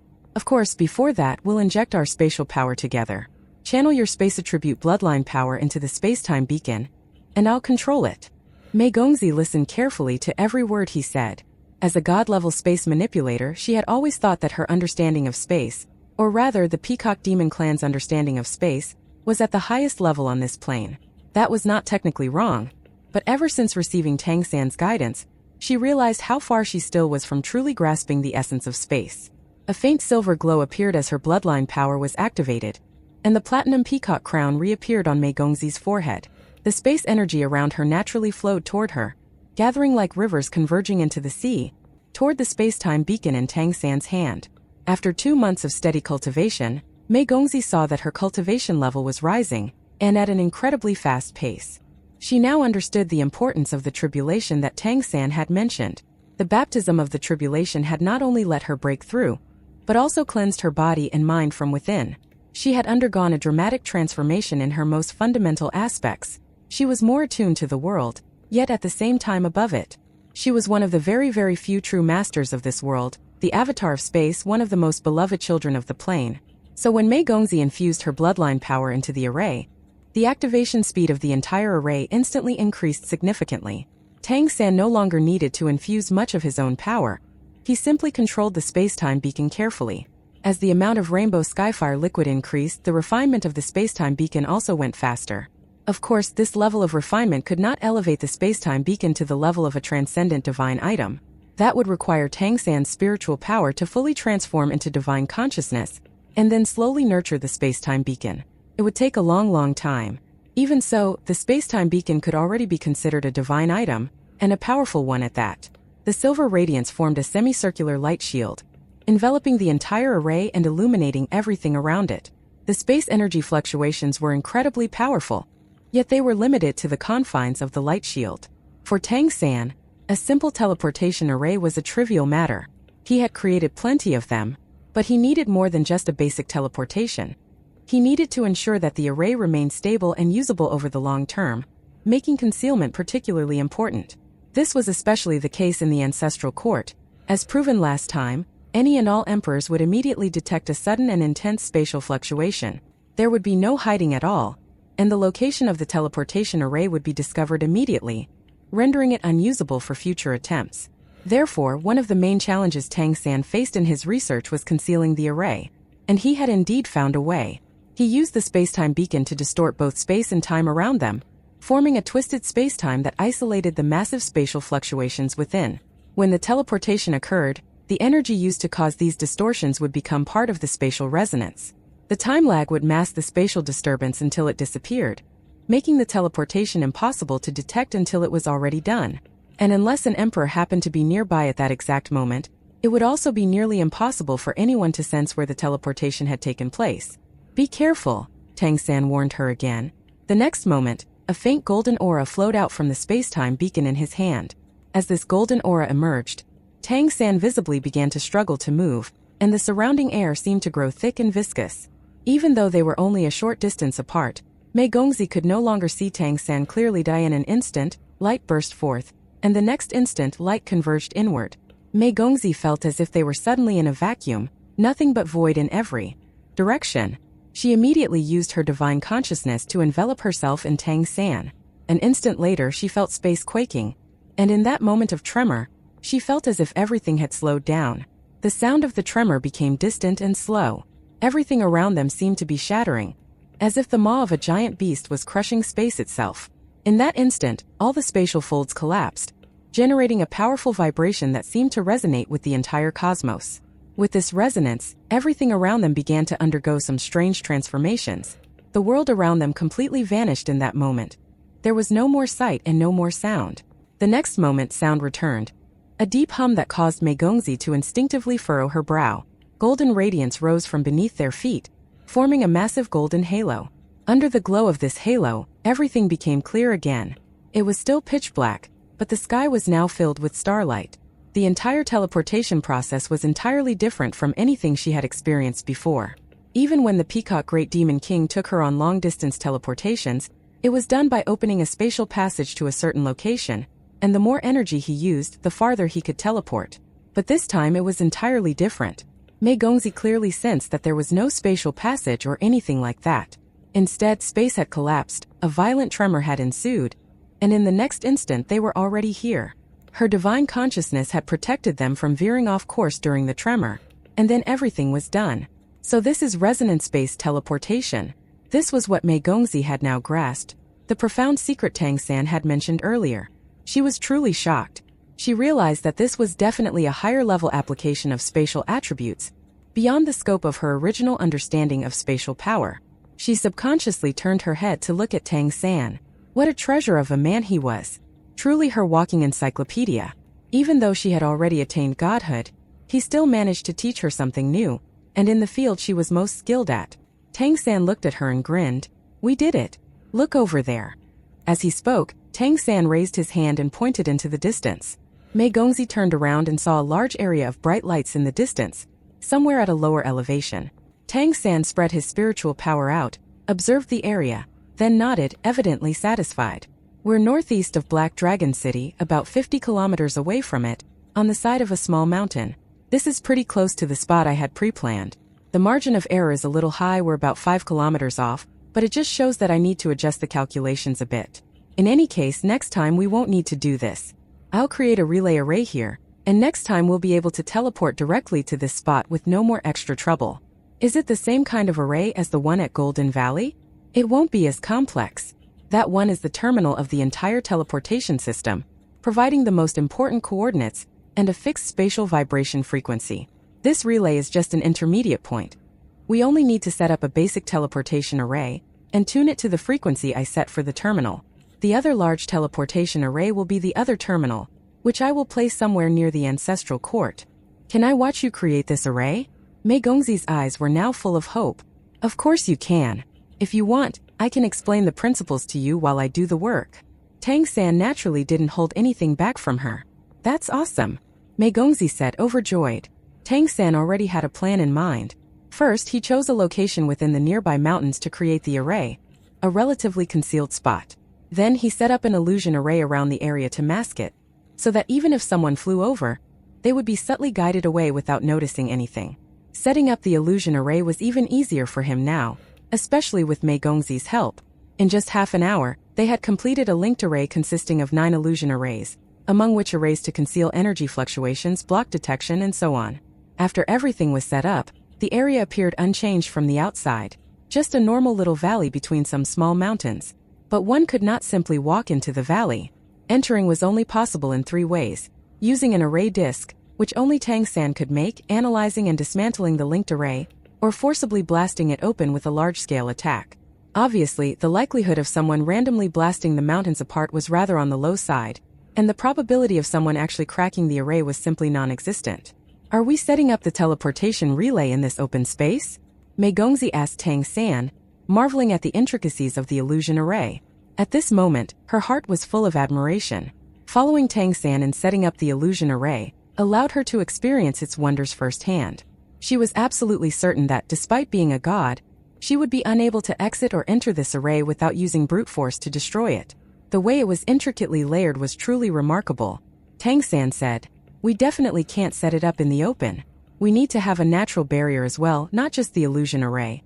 So I'm planning to carve out a cave in the mountainside, and then set up the relay array inside the cave. This way it will be much better concealed. Carve out a cave? Oh, can I help with that? Mei Gongzi asked. Tang San shook his head and said, No need, I'll handle it. I can't let my little fairy do such dirty work. You can just watch from the side. As he spoke, Tang San walked over to the mountainside he had already chosen, turned his head to smile at Mei Gongzi and said, By the way, don't be scared when you see my transformation in a moment. Scared of what?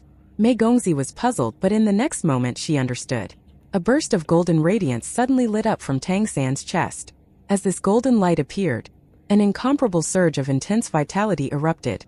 Tang San's eyes turned completely golden, and the golden light flowed out from his chest like liquid, spreading across his entire body. In an instant he seemed to be cast entirely in gold.